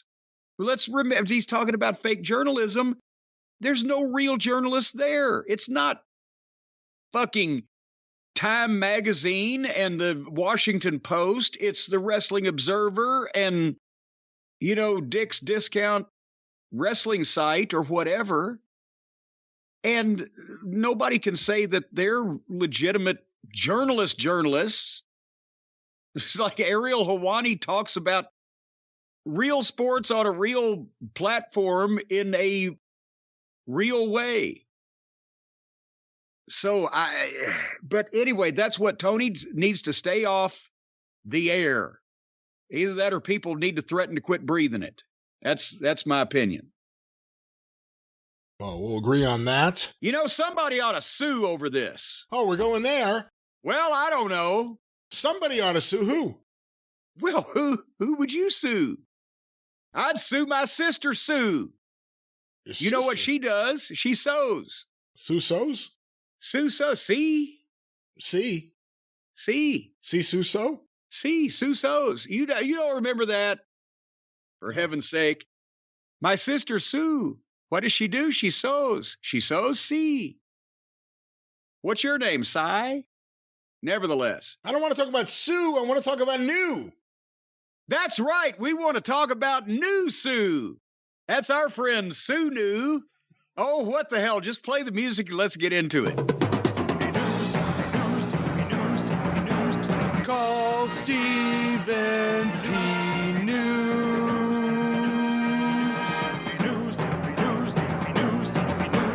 If you need to sue.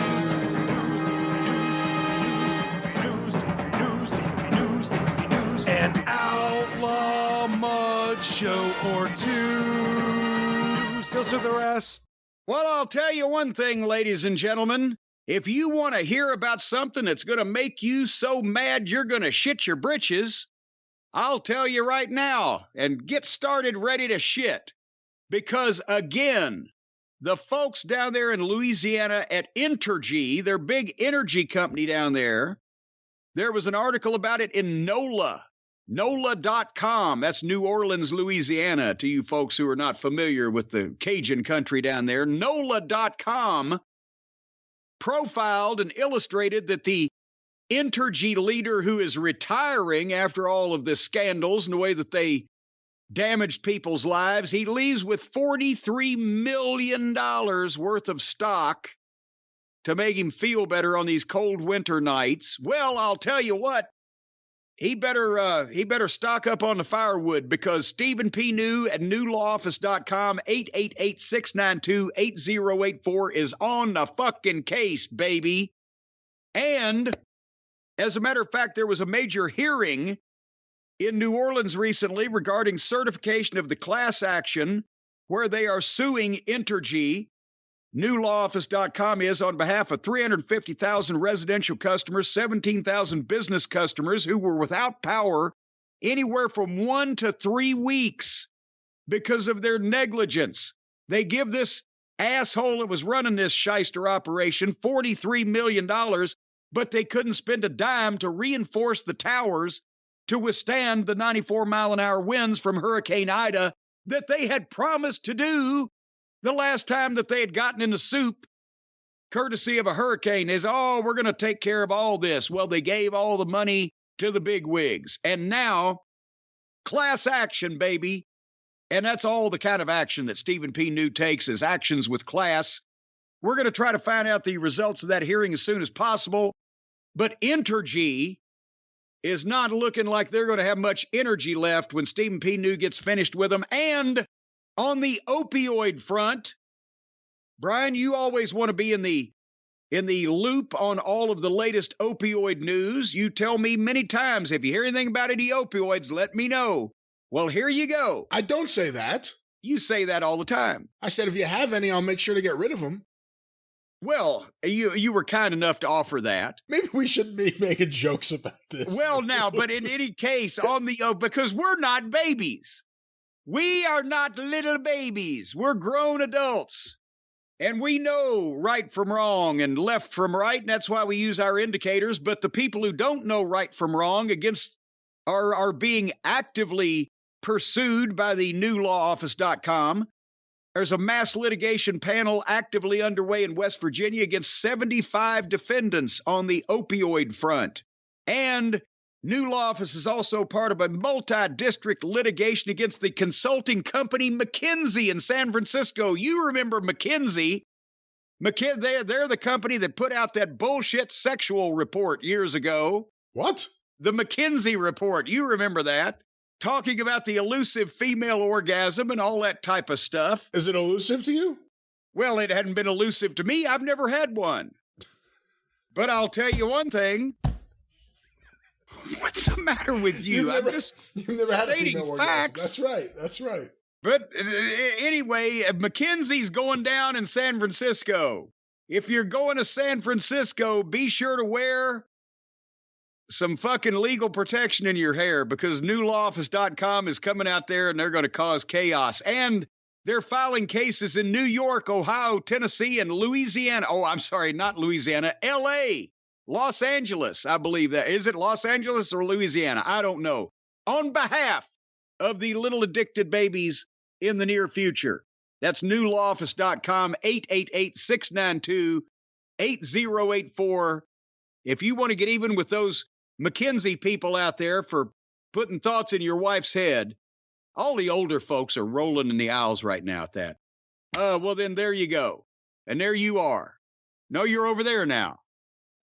That's right, Stephen P. New, our good friend. But Jim, if I may, I think it's time for us to maybe take the tone down a little bit, talk about something a little more serious. WWE has brought back Biography, and they were celebrating the NWO this week. You're about to take it more seriously than some of the participants did.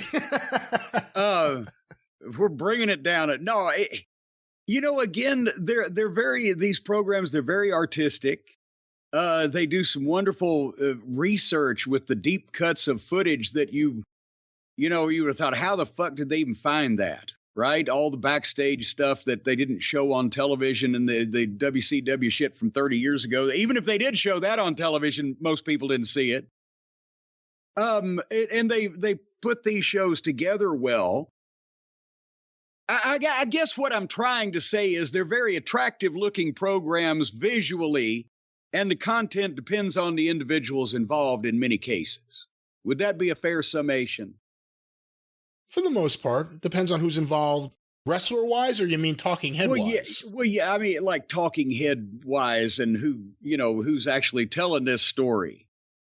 That sometimes the shows go a little off the beaten path, off the reservation, as they sometimes say. We'll probably be talking about that. But I was thinking about this beforehand. How can you do a biography of a gimmick?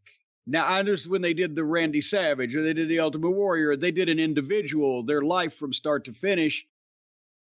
I know that they're anxious for WWE programming, but should they come up with a different...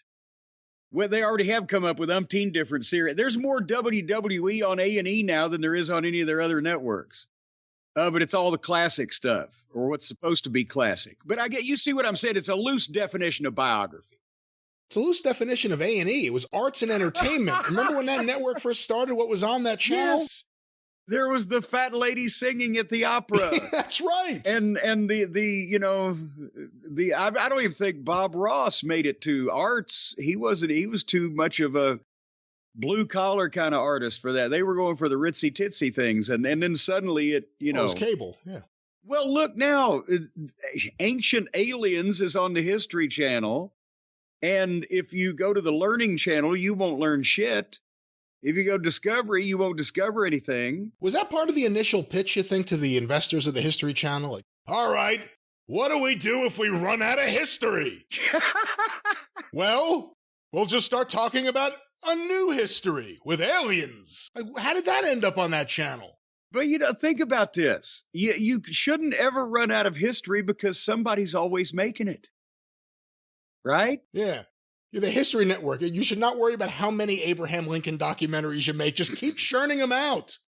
Was Abraham Lincoln truly a vampire hunter? All right, let's get to this program so we can get out of this program. I'm more like our takedown of cable TV. Let's go channel by channel. I have had more fun today on the side topics than actually the shit that we're paid to discuss as professionals, but nevertheless. Moonfall. Yes. I will begin with Eric Bischoff's house is secluded, and I love that concept. But boy, it's got to be a hell of a trip to the grocery store. And I need more trees. He's got a beautiful view of the mountains that have the trees, but I need more trees. But goddamn, he don't have to worry about any fucking peeping toms, does he? To me, it was a nice house, but it was just like plop there. Like really? Even the land around it wasn't even like nice. It's brand new. They got to do some development. I'm glad I got a head start with Castle Cornette on the landscaping because there's been some of these trees here for 100 years, but he's got to start from scratch. So he's got a long road to hoe, as Aunt Lola would say. How about this? Less fishing, more planting. There you go. Less fishing, more planting. Because as ye sow, so shall ye reap, right? Who sows? Sue. Susie. All right. So automatically at the top of the program says Eric Bischoff says, I created the NWO. Well, he did create the name of the group and the participants that he put in it, but he came as close in public, and maybe he even remembers it this way now, to admitting that he stole the concept from the promotional war that New Japan was running at the time, rather than just, he said that he saw New Japan as, they've suspended disbelief better. No, it wasn't, that wasn't the concept that got the NWO over to you. You know what I'm trying to say? It was the idea that another promotion's top stars are coming in, which was what they were doing in New Japan. You know more about it than I do. Well, that wasn't the concept that made Japanese wrestling fans suspend disbelief. Well, no, of course not. The entire history of the business in there was them suspending disbelief. And I mean, if you wanted a lot of the guys in the company he was in, WCW, were having matches comparable physically with the New Japan guys. And remember the stars that were in that company at the time. It wasn't the idea of the style of wrestling. It was the idea of that Turner Broadcasting had made a shit puddle out of WCW, and Bischoff saw But he's not the one who made the deal with New Japan. New Japan was already doing business with WCW before Bischoff became a vice president. Yeah. He may have continued the deal, but they were already doing business together. Well, yeah, I don't know. Did he say, and I just glossed over it, that he started doing business with him? He was there because WCW was doing business with them ongoing, and that's when he went to the Dome and saw that and blah, blah, blah. I don't know. Maybe I'm wrong. I got to go back and watch it a second time. I thought he indicated that he was the one who put them together with New Japan. Well, there was a lot of indicating in here.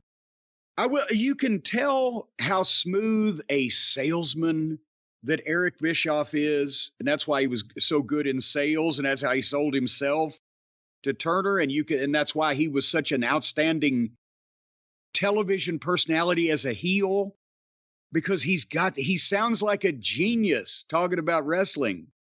But everybody that's ever worked with him said he knows very little about actual wrestling, but he's he can sell some shit. I will give him that.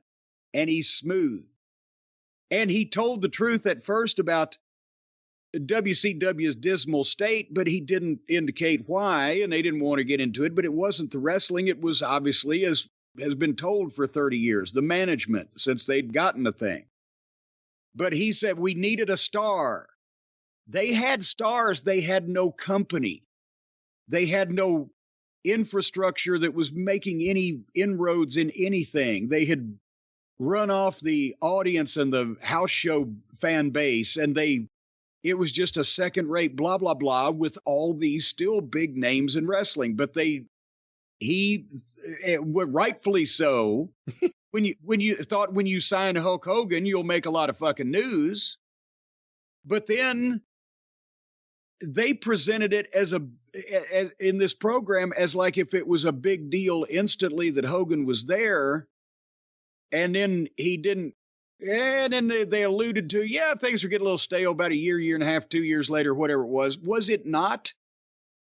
They were losing money on Hulk's deal from the time he got there until the NWO, weren't they? Because of the exorbitant sum they paid him and the merchandising deal they gave him. We used to be joking about it in the locker room that they ought to sell the Hogan t-shirts in the shitter, because every time they sell a Hulk Hogan t-shirt, it actually costs some money. Did they gloss over this part? Depends what you mean by they when you talk about Hogan and the budget. Was he in WCW's budget? Or was he in Turner Broadcasting's budget? Wasn't that part of the deal where they were paying a large amount of the Hogan salary to get him in there? I got to go back and look over that stuff. Yeah, but Turner Home Entertainment was where they laid off a significant portion of the contracts of WCW because they were on their home video releases, and they justified it that way. But that way, the WCW books, when the big stars were getting paid that ridiculous amount of money, looked better, is the way I understand it. I want to say something I thought was funny, and I actually like Bischoff in these things. I know he's not always... But he's great. He's great. He's great. Especially if you don't know the story. Well, that's the thing. He's either forgetful at times or... I'd like to think he's just forgetful, not just dishonest. But he did say one thing that made me laugh, and I like him in these things, like I said, but he was saying how, they were just giving away tickets. They had all these people they had to give away tickets to, and I'm like, yeah. And then you started paying people to sit in the fucking crowd. Let's not leave that out. You're the one who paid models to come into center stage because you didn't want little African American kids who enjoyed the wrestling to be in camera sight. Come on. That's right. They were trying to. They wanted a more upscale looking audience, so they hired models that were obviously out of place, like a fucking screen door on a submarine, and sitting in the front row. That was the first of all, with center stage. That was the thing, the atmosphere for TV wrestling when they first went there, and even into 1993, when I was last there, we did the invasion angle with the Bodies and Rock and Roll, and Watts was there, was fucking great. It was so loud because besides the diehard wrestling fans that wanted to come and see all of the TVs if they lived in Atlanta, that was babysitting because it was right downtown. And you'd have the little black kids from the neighborhood between the ages of 8 and 15 or 16 or whatever, who, because, their parents said, well, fuck, we want to do something and we'll drop them off here, however they got there. I wasn't the limo driver. I don't know how I wouldn't do the parking attendant, but they got there. And they'd scream and yell at everything. And then you had the regular fans that didn't know what was going on as far as being smart or marks or whatever, but they just and it was free. So it was a great atmosphere. And then they managed to flatten that out too. I think it was around 93. I couldn't figure out what they were chanting. The audience there had their own chant. It was whoop, there it is, before the song went national when it was just a local Atlanta song. Yeah. That audience was yelling it for months at the wrestlers, and I couldn't figure out what the hell they were saying. Whoop, there it is. I had no idea what they were saying. And then the song broke. I was like, what the fuck? How is this a song? And then you find out it's from Atlanta. So, but anyway, so they signed Hulk. And Hulk's comment was, hey, he was admitting it was kind of a come down. He said, I was used to big crowds on Monday and Thursday. No, he wasn't. Because remember, there was no SmackDown then. So that takes Thursday out. And on Monday, he had only made the first 6 weeks of Monday Night Raw, didn't he? Before he was gone or whatever. So, no, he made one at the Manhattan Center, which is 2,000 people at most. I mean, Raw wasn't even running big buildings yet in 93. Right. When I debuted, he was already gone and we were in a fucking cattle barn. So he was used to big crowds, I admit that, but not on Monday and Thursday. And then, and here's the notes I made about Eric saying he took from Japan at the Tokyo Dome the suspension of disbelief. That wasn't supposed to happen. That wasn't that was the concept of fucking wrestling. And yes, he's saying they were doing it right, whereas we weren't doing it. Well, that admits that, yeah, you should have been doing it. That's what we've been saying. That's what everybody was saying about WCW. But it wasn't a Japanese concept. That was the outsiders, the outside stars doing the worked promotional war with the establishment. That was New Japan and UWFI. There you go. UWFI is what I couldn't fucking Takada remember. And Hashimoto. Yeah, thank you very much. It's the nicest thing that anyone's ever done for me. So then they go to, what's the matter with you? It's getting out of hand. It's just at any point in the show now. You put it back in your hand then. So Razor Ramon then comes in and again, they shot this. How long has Scott Hall been dead now? I think it's about a year, but they shot it in 2014. Oh, that was from that far back on this footage. I believe that footage was from when he went into the Hall of Fame that weekend. You know how they shoot stuff when they have the guys in town? Okay. Well, geez, then I don't feel bad if it was that far back. It looked like they made him up by a sculptor. For heaven's sake. I thought that was when he was ill, right? Okay. Anyway, they gloss over in seconds how Nash and Hall gave their notice, what the curtain call was, or I think that Nash had probably told the story, but they clipped it to the point. A lot of this stuff with Nash, especially, you could tell they'd clipped a lot of his story out because I think he was alluding to, well, Scott didn't care we were leaving, that's why he flunked the drug test or whatever. But it was all glossed over. They basically Hall shows up in WCW, and Was Scott Hall, was the curtain call in Madison Square Garden the night before his Nitro debut? When he said that in the documentary, I didn't remember it that way, so I'm not going to say one way or the other. I got to go back and check. I don't think so. I didn't remember it that way. Maybe you can start Google-fying that. But again, that's the way they told the story. But nevertheless, he makes the surprise debut. And then they tease Nash's debut, obviously, and he shows up. Everybody knows, what happened in front of the camera. And everybody knows why this worked. And I think if I had to say anything about Eric, it's that he's taking a lot of credit for just going back to doing actual wrestling again. Can I say two things? One, yes. The Click, the curtain call was May 19th, 96. Yeah. Scott Hall's WCW debut, May 27th, 96. Okay, so a week and a day. So it was still a very short period of time, but it wasn't the next day. All right. But everybody knows why this worked. It was big stars. Oh, go ahead. The second thing. The second thing I was going to say, I thought, unless there's something I haven't seen, this was as close as Bischoff's ever come to flat out admitting we wanted to pretend these guys were from WWE. Well, I will go along with you there because, truthfully, I have not faithfully studied every bit of Eric's public statements.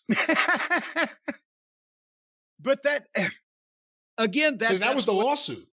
Yes, that was because that was actually Razor. It was Razor Ramon just not calling himself Razor Ramon or wearing the monogrammed outfit, but the mannerisms, the whole 9 yards that they had developed there. He was still doing a Spanish accent. Second week. Chicos, so that's why WWF sued, because you know how Vince is about his intellectual property.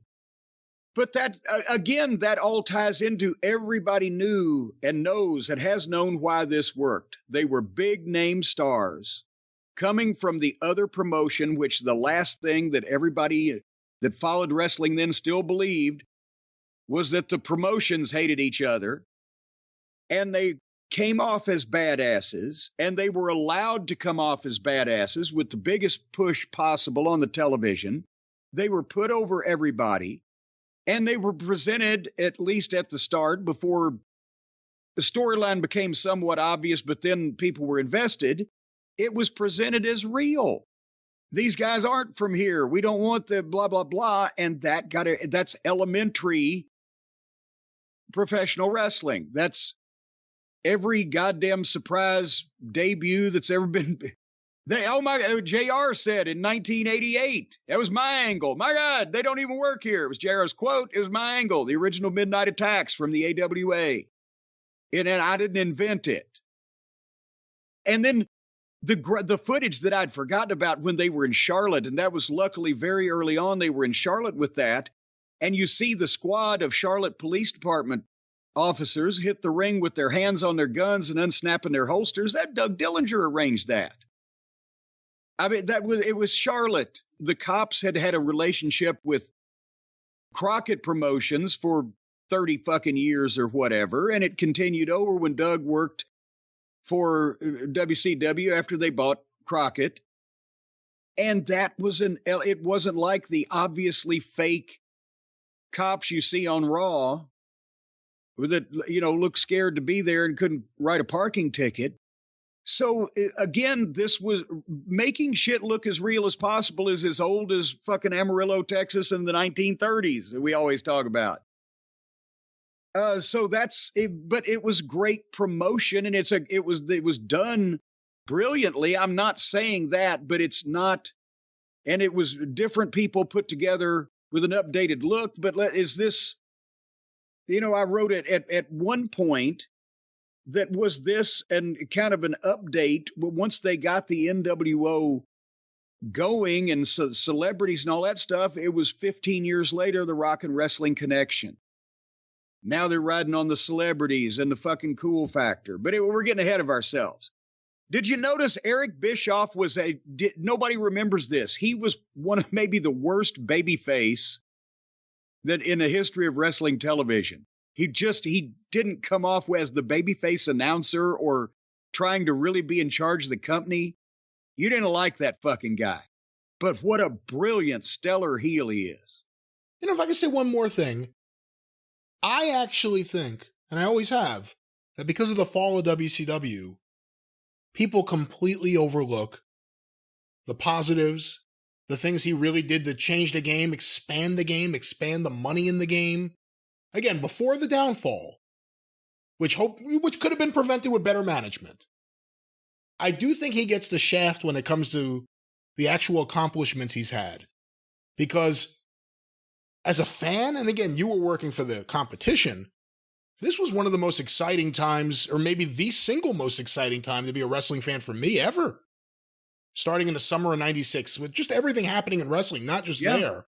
But this was really the big thing. And whether it's WCW, and probably not, or Eric, probably not, or the presentation, probably not, just them being there, whatever it was, Nash and Hall, as soon as they went to WCW, they felt like bigger stars. Yeah. It's a weird thing, because they had been featured, they had been world champion in Kevin Nash's case. Big stars in WWE, they felt like bigger stars instantly in WCW. Because Diesel was fake. And everybody knew Razor Ramon wasn't fucking Al Pacino on steroids. But when they come out as themselves, even if they can't be called those names, but they look like they're dressed in street clothes and they've showed up in another company, and there wasn't the internet and the behind the scenes knowledge that there is today. It did surprise people. I know the modern fans can't figure that out, but no, everybody, when they saw it live on TV, oh shit. These were surprises. It became real. And then those guys, because Vince was stale, yes. But also, what have we said so many times? Different environments and different presentation. Cody traded up going to the WWE. But Hall and Nash traded up, leaving the WWF and going to WCW because of the way they were presented, allowed to be more believable and real, do their shit. And once again, as they got into in the program, to the detriment of all the baby faces, these guys were pushed to the moon and they carried the ball. But it wouldn't have happened in the WWF because that fan base already knew who those people were and, had the reaction they had. And they didn't believe a lot of it. And then they go to the company that was the last.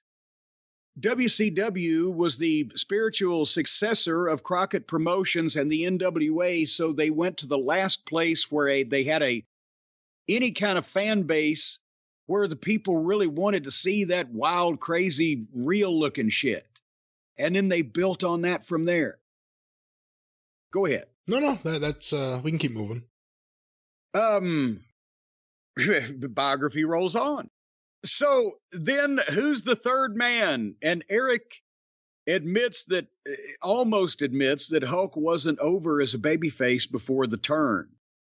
It was like, well, and then Hogan said, well, I felt it starting to slip. It wasn't slipping. It had been flat, right? That it needed this because, again, WCW was the spiritual successor of a company, and even a company that had done everything it could to tell its fans for years that Hogan wasn't the fucking guy.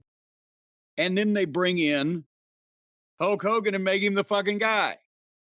And they didn't have an audience at that point very much anyway, but the diehard ones that were left were the ones that really resented the WWF, whatever the fuck, style, look, same thing. He comes in red and yellow. Yeah. But then Eric pitches the heel turn and Hulk, nah. He didn't see it at first. And Hulk says, I was worried about the kids. He was worried about fucking merchandising and movie roles and what if it don't work. I buy that, but not the kids. That's exactly it. He waited until he saw that it was over. Well, and then he saw that it was going to be Sting. And he started, and then Bischoff says that he then calls him up and says, well, who's the third man? He knew it would get over at that point, and he saw it was going to be Sting unless he did something about it. So he did something about it, and he's the third guy. And that was, again, it was brilliant. It wasn't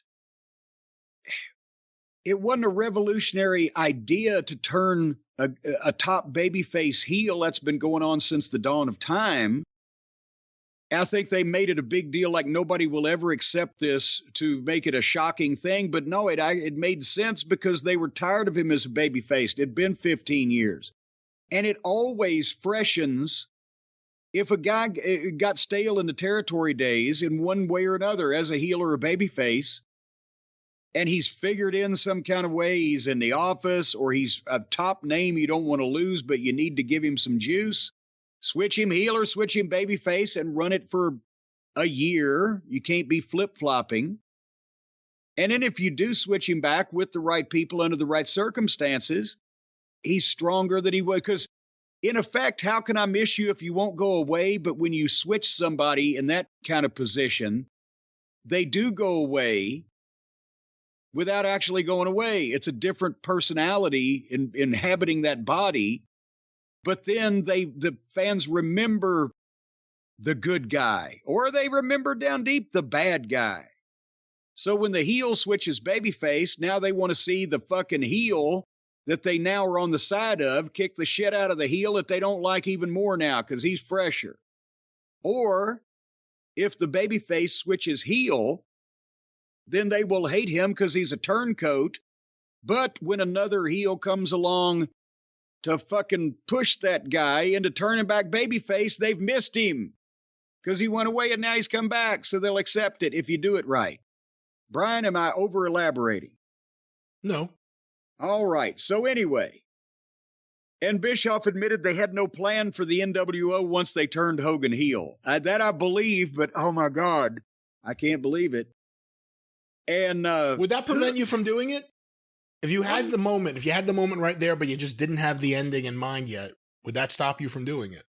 No, because I'd have you wouldn't have an ending in mind of the whole goddamn thing, but I'd know where I wanted to fucking go the next few months before I would do something of that magnitude. And maybe they just didn't, maybe they just say they didn't have a plan, or they did have a plan. I don't know. Who was the nerd doing the sit-down comments? He kept popping up like he was an expert of some description. Oh, they said that on the screen. It said he's the NWO biographer. He has a biography of the NWO coming out. Oh boy! I wonder if that biography is going to leave out Ted DiBiase like this one did. Remember, DiBiase was like the fourth. Was he the fourth or the fifth member? He was the fifth member, I think. DiBiase was in one clip in the background when they were already like a 6-person gang. But anyway, when they get into, again, the NWO push, Eric is crowing about all these shoot-type angles, the stuff in the back, stuff in the parking lot. Were not innovative. They were done with a better budget, and they were being done with more frequency, and more people were doing it. But, I mean, Memphis TV in the 70s. They're out of the parking lot. Lawler gets run over by Eddie Gilbert. People are calling the cops. And that's not just Memphis, other wrestling territories. Again, this was wrestling kind of shit. But again, as they started hot-shotting, this was the kind of shit you saw once a year in your territory. And you're seeing it twice a night now because they're just hauling out all the stops. And then, Sean Waltman shows up and Hulk wins the title from forgot the Big Show's name was the Giant. What creativity they put in poor Paul. And so after he beat the Big Show. Better than Big Show. Giant's better than Big Show. At least his initials weren't BS. And then the Giant joins the NWO. And all the WCW guys became cannon fodder. And then Bischoff joins the NWO as the secret weapon. And he goes, honestly, from a rotten babyface to a great heel. But as everybody in the business was looking at the time, except for the people in the NWO, they've got the fucking boss of the show, allegedly, and they've got these guys that never sell, never get beat, never get one-upped. They're unstoppable, which would be their problem eventually. That's what led it to fall apart. You had to make it more palatable for the fans that there was some type of parity between the people that they were supposed to want to see win, and some still did, and the people that, were just there for the NWO because they were, assholes.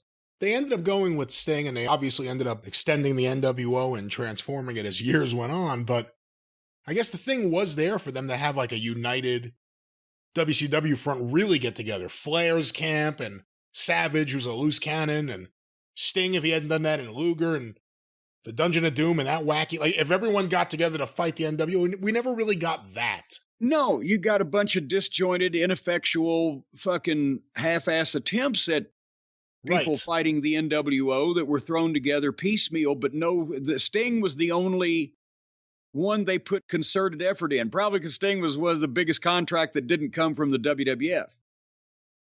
And they made him more hardcore, and Scott Hall's the one suggested, watch The Crow. And again, Sting went away without going away, and the people missed him. They did the deal where they pulled him into the rafters. He didn't speak. He grew the hair out. He changed his look. He became the guy that was going to fucking, eventually he'll save us. And it was a year. And even Bischoff said, I wanted to make this the longest build in, wrestling history. But and it was the remodel. Yes, and it worked. And it was the remodel of Sting in that you didn't hear him speak every week, and you didn't see him wrestle every week or even every month. And but he still had a presence as he was metamorphosizing.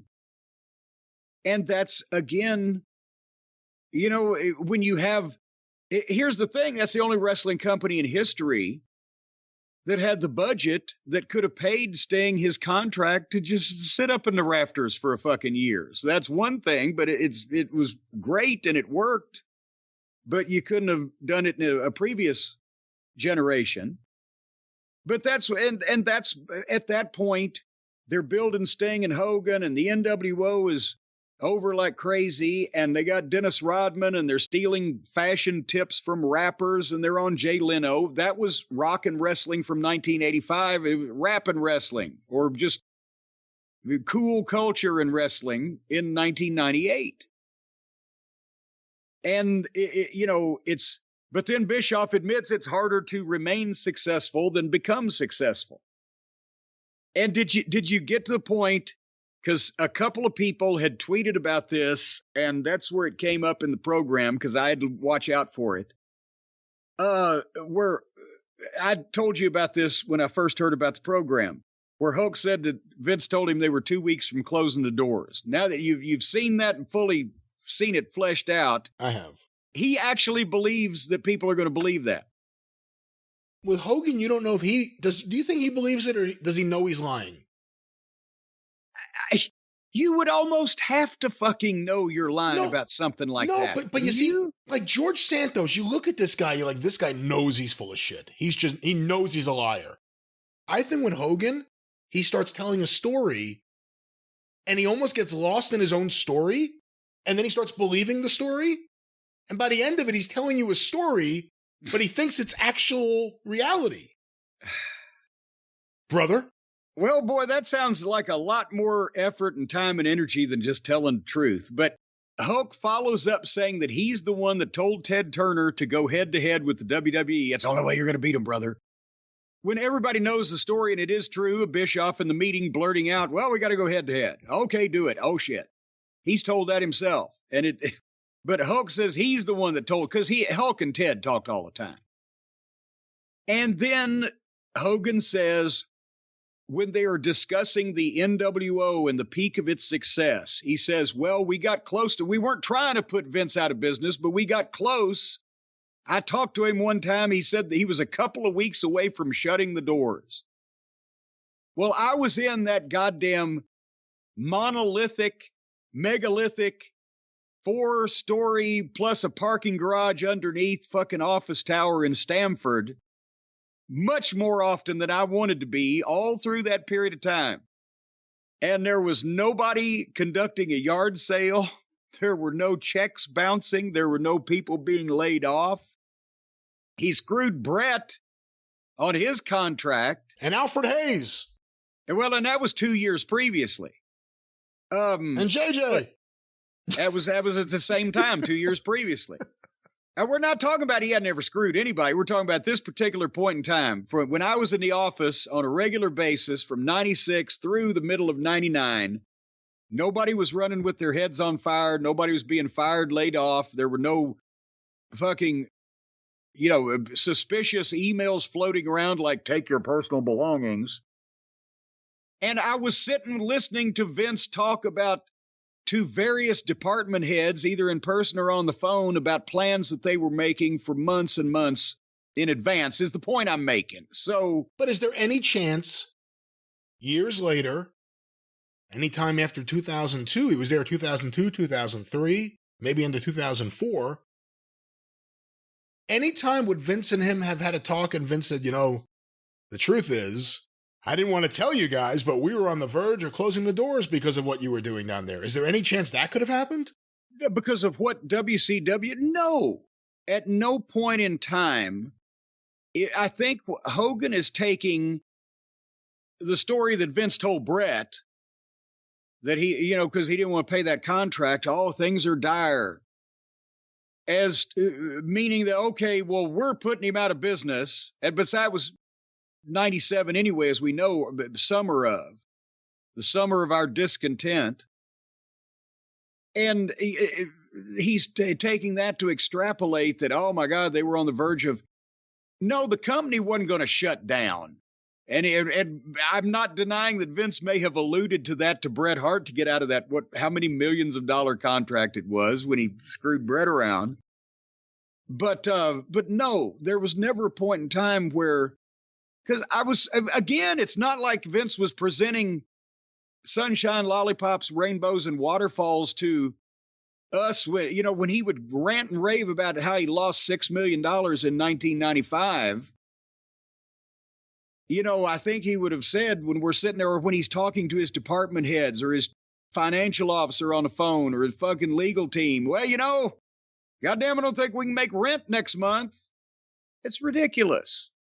They were not going to, was there ever a point in time where Vince was smarting because they were outdrawing him and his business was not good? Yes, but 2 weeks away or 2 months away from locking the doors of the WWF is a little bit preposterous. Because the only time in history that could have happened that Hogan was around would have been at some point when they were robbing Peter to pay Paul right before WrestleMania and canceling, closed circuit locations they didn't want to pay the rent on at the last minute, and they floated past that. And then there you go. But otherwise, no. I was going to say, didn't Hogan roll his eyes? Wasn't he one of those guys when Bischoff would claim he was going to put Vince out of business? Well, that was a different program.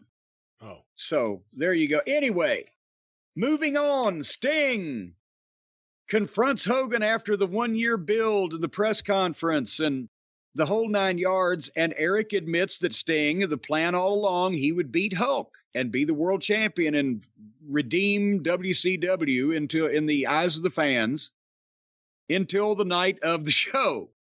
And then Hulk says, that don't work for me, brother. And Hulk's explanation, well, when you beat somebody, they need to be better off than you need to leave them better off. Well, that's an old trope of the wrestling business that most of the time you aspire to, if especially in the territory days. But Hulk Hogan was not going to be any less fucking over or less paid if he had dropped that belt to Sting with a stinger splash and a scorpion that night. He's still going to be fucking Hulk Hogan. And he's told a story before, well, Sting came in and didn't have a tan. That meant he wasn't serious. What? He was a fucking crow. He was supposed to be translucent. And then, there's other stories that say, well, he was the one who went to Nick Patrick and said, don't fast count it. Nobody wanted to. Sting was non-committal. He just said, I wish we could have stuck to the original plan, and the last minute stuff never works. Nash says you can't give a wrestler creative control flat out. And was the only one honest there, the only one being honest. Bischoff said, well, Hulk never used the control, but that night he called an audible. And they decided, well, we'll give Hogan the fast count so Sting can demand a rematch. But then Nick Patrick didn't fast count it, and the story's always been that Hogan told him not to. But Hulk said in this program, Well, the referee counted to 3 and he didn't kick out. Like it was Sting's fault. He wasn't supposed to kick out. And Hulk said he was. That's the first time he's ever said that in public. And then if that was the case, if he was supposed to kick out, then why did Bret Hart, did he just do it on his own? Wander out there and demand a restart because the hero had gotten screwed? That's Bret's big goddamn moment, right? Which sent him into a tailspin for the rest of his WCW career because this was all fucked up. And Hulk doesn't remember Bret's involvement or the second referee coming down ever being talked about. Well, if that was the case, then you mean to tell me that Hulk Hogan just saw Bret Hart come down to ringside and say, no, that was bullshit, restart it, and Hogan immediately started working with Sting and then let himself be put into a sharpshooter. Just ad lib. Well, sure, let's do it this way. And Eric Bischoff's comment was, well, as I'm sitting here right now, I just can't remember. And then the nerd came back in to say, well, it really was a confusing mess. You think? That's why it was a confusing mess that night to everybody, and it's remained that way for all these years. But from impartial observers and people that have discussed it, trying to get to the truth of it rather than save their reputation in years past, basically, the story was that Hulk wasn't going to fucking put him over clean, so they would do a fast count with the heel referee, Nick Patrick, that would join them somehow or be beholden to them. Bret Hart would come down, demand a restart because Sting clearly got screwed. And then they'd do the thing they did, the sharpshooter, and fucking Sting wins the belt. That's correct, right? Right. Well, none of these motherfuckers could tell the story as well as I did, and they were there. So anyway, and of course, as rightly so, they said the fans lost faith as a result of the shitty match, and Bischoff admitted it. But then did you see by now, as they're going by like the later 98 period, now there were Bret Hart and Hulk Hogan sitting there next to each other as buddies. Because remember, they did that. They split the NWO into NWO Red and Black and NWO Black and White, and they broke up Hall and Nash. This is at the point where I was tuned out in where I was working, much less the other guys, and I didn't watch a lot of this stuff. But so I'd forgotten or never seen that they did all this shit, but it became a mess. And that's not my word. That's words they used on the program. And somehow Eric was blaming corporate cutting his budgets, and he was fighting with them and losing fights with them, and he was distracted. So let's split the NWO in half. I don't know how we got there. Everybody apologized. Hulk apologized for being involved in the finger poke of doom and said Eric's decisions were bad and he was acting cool. And what does that mean? Well, that's where because Eric was a full-fledged member of the NWO by this point. He's not only doing the walk, but he's cocky and he's acting like he's a superstar. And they had footage of him, remember, when he tried to work and was beating people up, even Ric Flair. And he tried to sell himself as a goddamn karate expert or whatever. That's what I mean. That's what acting cool means. I thought it was like, Buddy had to go away a few times. He was acting cool a little too much. Well, but I'd forgotten again that they had Bischoff. He could talk. We've said that. He could never fucking work, and his shit looked rotten, and they showed people obviously taking phony bumps for it. And he's out there beating up Ric Flair.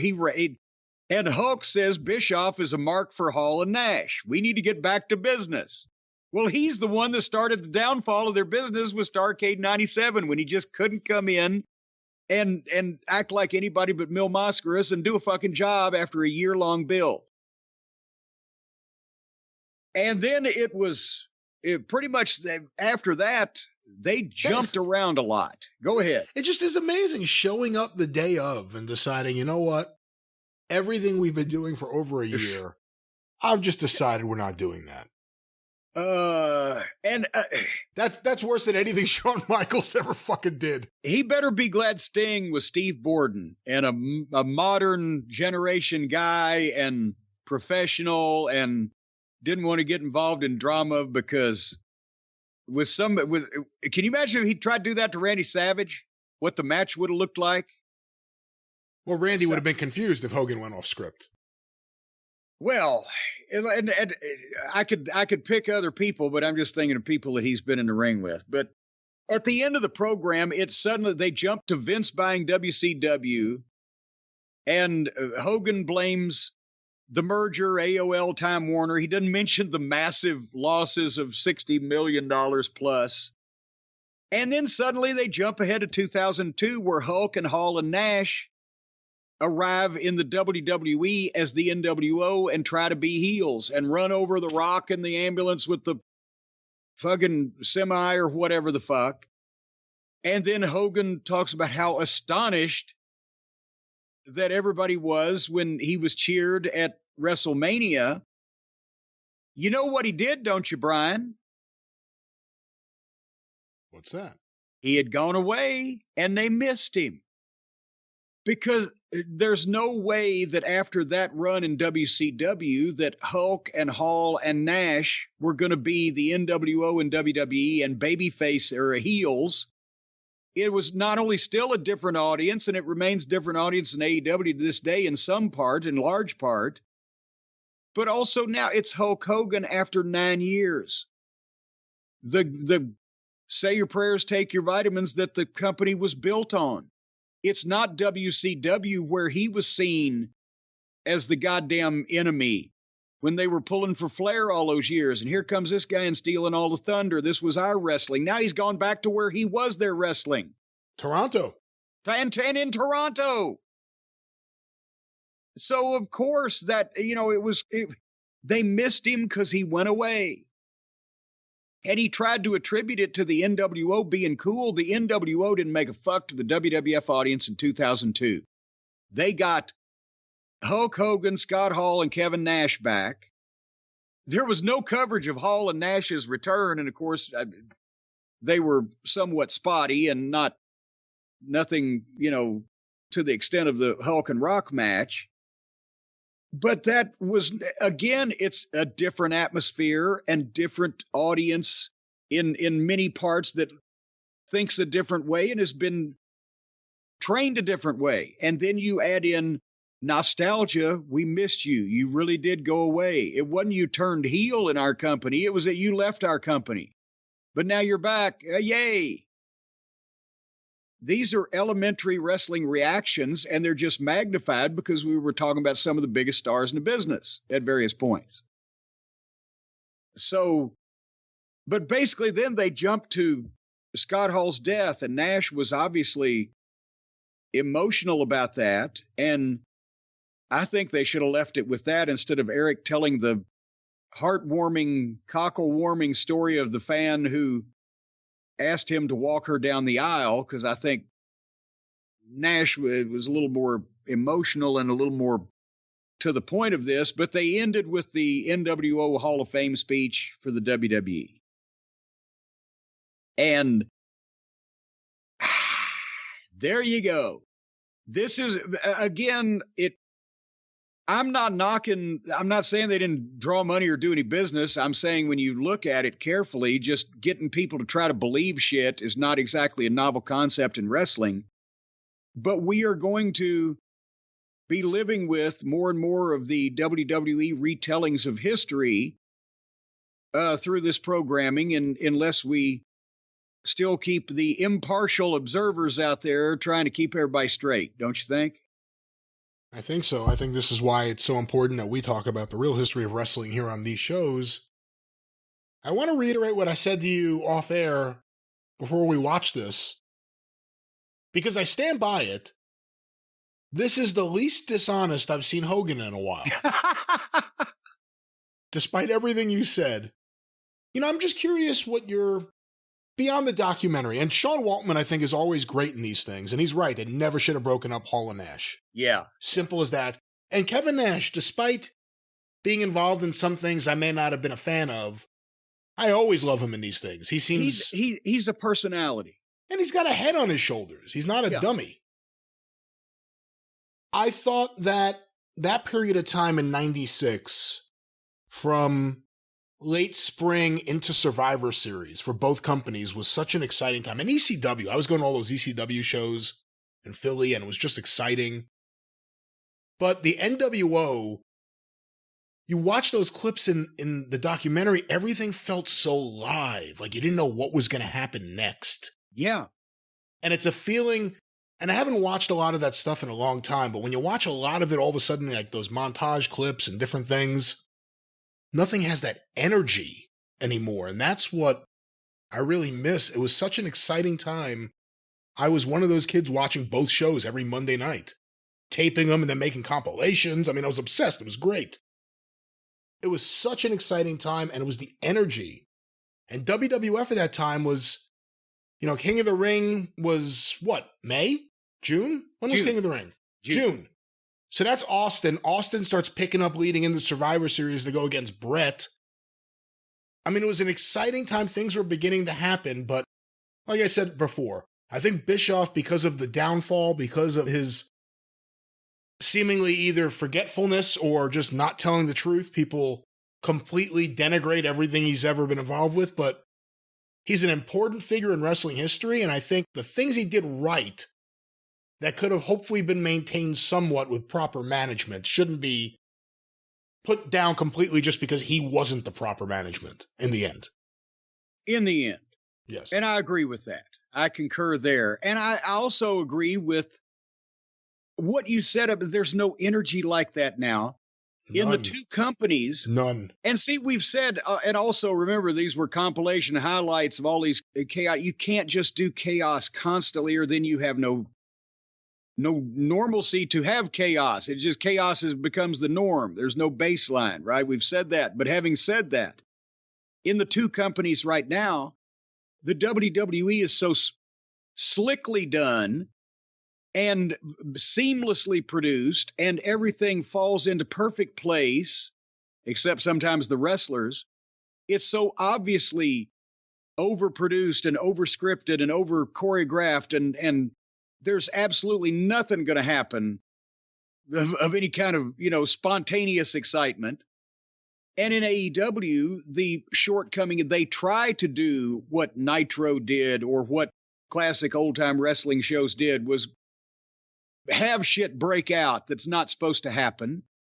But because not only of the overdoneness of it, but also because of to be honest, the talent that still can't make it look real in most cases, theirs is just a kind of a parody of crazy wrestling, rather than the actual feeling you get that, oh shit, this is dangerous. Well, it's dangerous when they're taking these crazy bumps, but their angles just go by you because you're accepting. You see shit like that all the time. Nothing stands out. So there we've got the two ends of the spectrum. And it seems like somehow if we could just get the best of one into the other, we'd have something, but the twain is not meeting. No, I mean, that's the thing. I actually want to go back and watch some of those old Nitros now after watching that. Just to see the energy, because I remember those shows. I liked them. They had great matches. But no, I'm laughing at the thought that the WWE's big new series on A&E makes you want to go back and watch shit from 25 years ago instead of their program they're doing every week right now. They had good short matches. They had lots of promos, but there were interesting things. And as a wrestling fan, it was just fascinating who would randomly pop up. There had never been anything like that since Vince's expansion, where you'd watch WWF TV and all of a sudden, oh, there's Bulldog Buzz Sawyer, and then he's gone. Like all of a sudden, random people. Marty Jannetty's on this show all of a sudden. Greg Valentine, just random people. Scott Putski, I mean, just random people. And there was an energy. I even liked the announcer setup. I hadn't seen it in a while, where the WCW announcers were far away, but you could see the audience in the background. Obviously, you need an audience there to do it, which is probably why AEW can't do that. But it's a great look. I hate that as an announcer, though, I'll tell you that. Because you just have to focus on nothing but the monitor with it behind you? With all the action behind you? not only are you away from ringside, so you can't really feel the energy where the shit's happening, but also you've got your back turned to what's going on, and all you're looking at is the monitor and the fucking back end of the goddamn arena with a bunch of anvil cases and equipment fucking trucks sitting there. But it looks good on TV. It looks great at home. You know what they do, too? They edit out when Hogan comes out there to turn and go to the NWO. They now edit out. They've done this for years. They edit out Heenan saying, which side is he on? But whose side is he on? Yeah.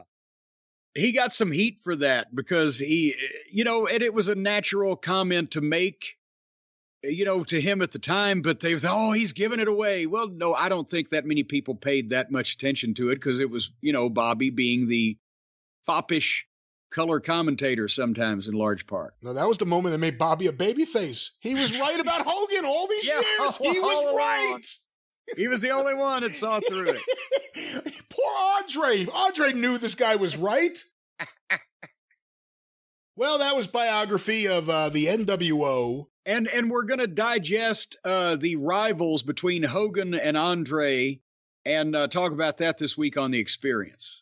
That's right, and we'll see what's next on Biography next week here on the Drive-Thru. That was, for some people watching those old clips, that was awesomeness. And of course, if you want to keep the awesomeness going, you can have a box of awesome brought right to your door. Isn't that right, Jim?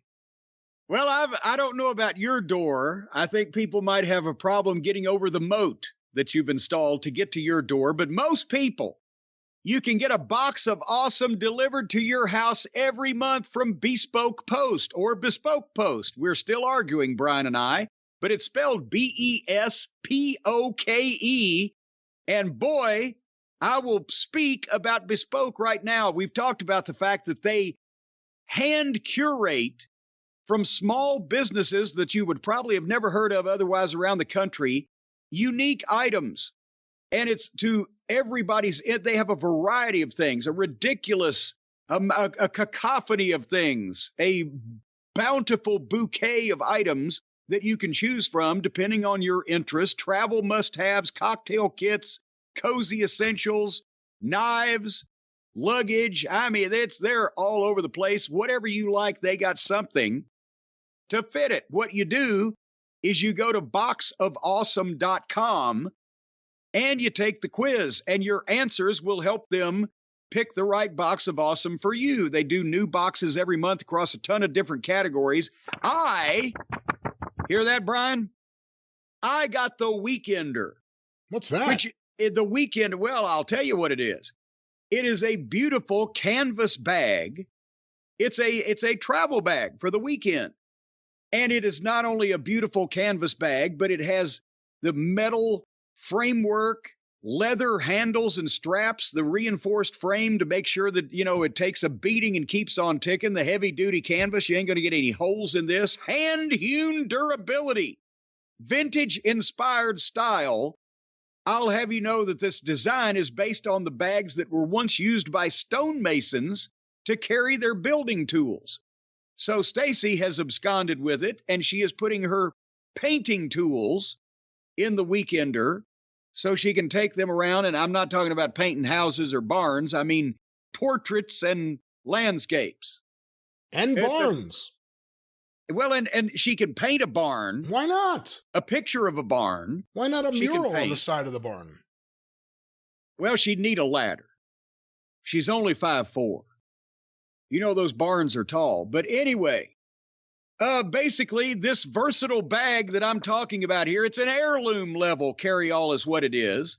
And it was by the company Line of Trade, which is one of the fine, young, white meat babyface companies around the country trying to make livings for themselves in the wrestling business. And that's why the folks at Bespoke Post and boxofawesome.com support these people. With every time that you buy a box of awesome, you're supporting small businesses because 90% of everything that comes in it is from one of these small up-and-coming brands trying to make a name for themselves as best they can. And each of the awesome boxes of Box of Awesomes that you get is valued at around $70, but you pay a fraction of that, just a mere a mere smidgen, just a small slice, a veritable soupçon of that price. It's free to sign up. You can skip a month. You can cancel anytime. And you can get 20% off your first monthly box when you sign up at boxofawesome.com and enter the code DRIVE at checkout. Boxofawesome.com, the code DRIVE at checkout, 20% off your first box. Brian, first time I bought a box, I didn't get 20% off. I'm going to let that one stay there because I don't know where you were going. And yes, Box of Awesome. Well, it was years ago before the folks at boxofawesome.com got involved. All right, well, let's get involved with a question or two more and get the hell out of here. It's been a long show, a long time we've been doing this show. It feels like it's been a long time. It's been a long time, Jim. It's been a long time. I think I should be going. Jim, this next one, this first one. Time doesn't wait for me. It keeps on flowing. It's a long road. Melody doesn't wait on for a you either. distant highway. Or harmony. Listen, let's get to a question here. This was sent to CornyDriveThru at gmail.com from Jerry. Please comment on this lawsuit. Does Corny have a case against TNA? What? Because they contributed to his tinnitus. Oh. And I have an article here from PW Insider by Mike Johnson. Lawsuit filed over alleged fan injury at WWE WrestleMania 38 in Dallas. A lawsuit was filed last month in Texas over an alleged injury that took place at WrestleMania 38 in Dallas. PW Insider has learned. Marvin Johnson filed a lawsuit against WWE on January 12th before the District Court of Tarrant County, alleging that he lost hearing in his left ear while an invitee to WrestleMania 38 due to a pyrotechnics blast that occurred as part of WWE production. We have a quote here from Jackson's lawsuit. On or about April 3rd, 2022, plaintiff attended WrestleMania 38, which was hosted by defendant and located at AT&T Stadium, 1 AT&T Way, Arlington, Texas. Plaintiff was an invitee on the premises. Defendant was the occupier of the premises. Wait, what? Plaintiff was seated next to the stage at the venue. When performance began, pyrotechnics went off. The blast from the pyrotechnics was so loud that it caused plaintiff to lose almost all hearing in his left ear. No facts suggest that anything plaintiff did or failed to do in any way caused or contributed to the incident or resulting damages. Defendant failed to notify anyone or place any warnings to warn of the existence of the dangers associated with pyrotechnics. As a result, the plaintiff has suffered serious injuries. The lawsuit is accusing WWE of negligence, gross negligence, and strict liability, and claims WWE knew of the risk involved in using the pyrotechnics, and that he was injured, this is Marvin here, due to, quote, objective extreme risk that defendant was subjectively aware of, yet disregarded for cosmetic effect. What do you think of all this, Jim? Okay, first thing, obviously, I think everybody has realized by now, we've heard of the price tag. The WWE's a multi-billion-dollar company. They have people who do the pyro that are professional pyro people. And if there is any suspicion that any member of the audience would be injured by the pyro, they do different pyro. It's not like they just, somebody said, hey, Vince or Triple H, you know, if we blow this shit off for fucking Bailey, chances are some old woman out there is going to lose an eye. Well, then shut that shit down. Have you ever heard of anybody, any fans or any of those people being injured by the WWE pyro, especially at a stadium where you got all that room. We remember The Undertaker got set on fire one time, and I believe something else blew up in somebody else's face, one of the boys. Well, it says here in the lawsuit, while the use of pyrotechnic displays is commonplace on holidays and outdoor events, the use of deafening pyrotechnics in indoor facilities with echoing effects is an irregular practice and should not be considered a matter of common usage. Wait a minute. Doesn't any big concert in a stadium, any big fucking show anywhere indoors or outdoors, they often have pyro, do they not? Well, he's specifying here deafening pyrotechnics. Well, so that's more about the boom than the flame. He says he was an invitee. That means he didn't buy a ticket and come in as a fan. He was invited. Did they fucking sit him on a goddamn speaker over on the side of the stage? Well, it did say he was by the stage. Maybe he was friends with the key grip. Well, that's what I'm wondering, because I don't see how. Here's what I think. I don't see how a fan would be able to get close enough to anything, especially in a stadium like that. We're not talking about a small or enclosed indoor arena, to be injured. If he was invited, if he was a friend of somebody, or I don't know what the word invitee entails in this legal filing here, but if he was invited, he was a freebie, somebody said, come and hang out by the stage, then he's standing next to the stage. If nobody told him about the pyro, then that might fall on the responsibility of the pyro company and or whoever invited this fucking litigious son of a bitch to come over there to begin with. And if he's suing the WWE for injuries caused by pyro, I would think then the WWE would go much as they did in a much more tragic and important instance. They would, where they went to the Shackle company over the Owen Hart situation. WWE would go to the pyro company and say, well, wait, you blew this fucking guy's head off. And then they would determine whether or not that he was in a place he was supposed to be in, or knew he shouldn't be in, or wandered there anyway, or whatever the fuck. So this ain't a clear cut. And that's why it's, and from the sound of this guy's lawyer, who knows absolutely nothing probably about WrestleMania, one would think that you would know by now that there was going to be some pyro blowed off at that particular point in time. The lawsuit was filed in Texas last month, requesting a jury trial and seeking monetary relief of more than $1 million, including damages of any kind, penalties, costs, expenses, prejudgment interest, and attorney's fees. Yeah, and see, that's the thing, is that a lot of companies, remember TBS at one point was very lawsuit scared, and they would just settle shit. That's why they got sued so many times. And Vince McMahon has not been sued nearly. I know you think, oh, he's been sued a lot. He has been sued a lot for us normal folks. He's not been sued nearly as many times, or his company, as he would have been if he settled any suit, good, bad, or indifferent. They don't settle shit. They will fight. And because a lot of times some company that big was, oh, he wants over $1 million in attorney's fees and this and that. Well, the lawyers want most of that, so offer him $500,000 just to go away. We won't have to defend it. And chances are the guy'd take it because his fucking ears are ringing. Otherwise, he can still fuck, whatever the case, right?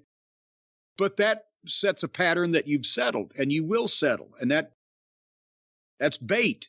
And that gets more people that have a fucking grudge when you're goddamn wait a minute, Vince McMahon and his crew ordered a pizza from Domino's to the production room, and that Domino's driver rear-ended me. I want a new car. Whatever. All right. Well, that will be the final question, the only question this week. We will get more questions next week. We owe it to the listeners. If you have questions about questions, we'll have more questions. That's right. But hey, no Charlie from Starkville. So for those of you that complain about that, there you go. Big win for you this week. And with that, where's my little musical instrument? Oh, shit. Someone moved all my stuff. With that, it's the internet service providers in your walls. With that, the drive-thru is closed.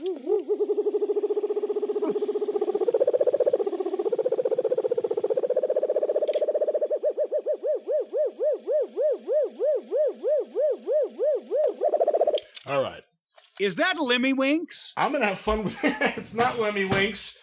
I'll be having fun with this after the show, but of course you can hear us and have fun this weekend on the Jim Cornette Experience, wherever you find your favorite podcasts. And next week, right back here on the Drive Thru once again, wherever you find your favorite podcasts. Get information about all the shows.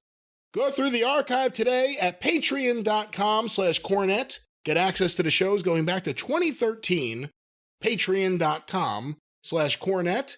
And of course, remember to subscribe to the official Jim Cornette YouTube channel. Just go to YouTube and search for Jim Cornette. It'll be the first thing that pops up. Full shows, clips of shows, omnibus collections. We are approaching 350,000 subscribers. Be one of them today. The official Jim Cornette YouTube channel. Hell, be two of them. No, be one of them. We like to do it honestly. We don't want to be dishonest about this thing. Maybe you do, but I don't. But of course, I have no such qualms. I'm morally bankrupt. Well, you can see more of this bankruptcy on Twitter. You can follow Jim on Twitter at @TheJimCornette. You can follow me on Twitter at GreatBrianLast. You can hear me on the 605 Superpodcast at 605pod.com, or available wherever you find your favorite podcasts. And don't forget about The Wrestling News at thewrestlingnews.com, or look for Arcadian Vanguard's The Wrestling News wherever you find your favorite podcasts. Jim, what's going on over at Cornette's Collectibles at jimcornette.com? Well, they're all going on a constant basis. If you've been turned away for a Cornette face t-shirt in a couple of sizes over the last week, we ran out, but we are restocking, and they will be up very soon. And cameos, Saturday, March 4th, noon Eastern time while they last.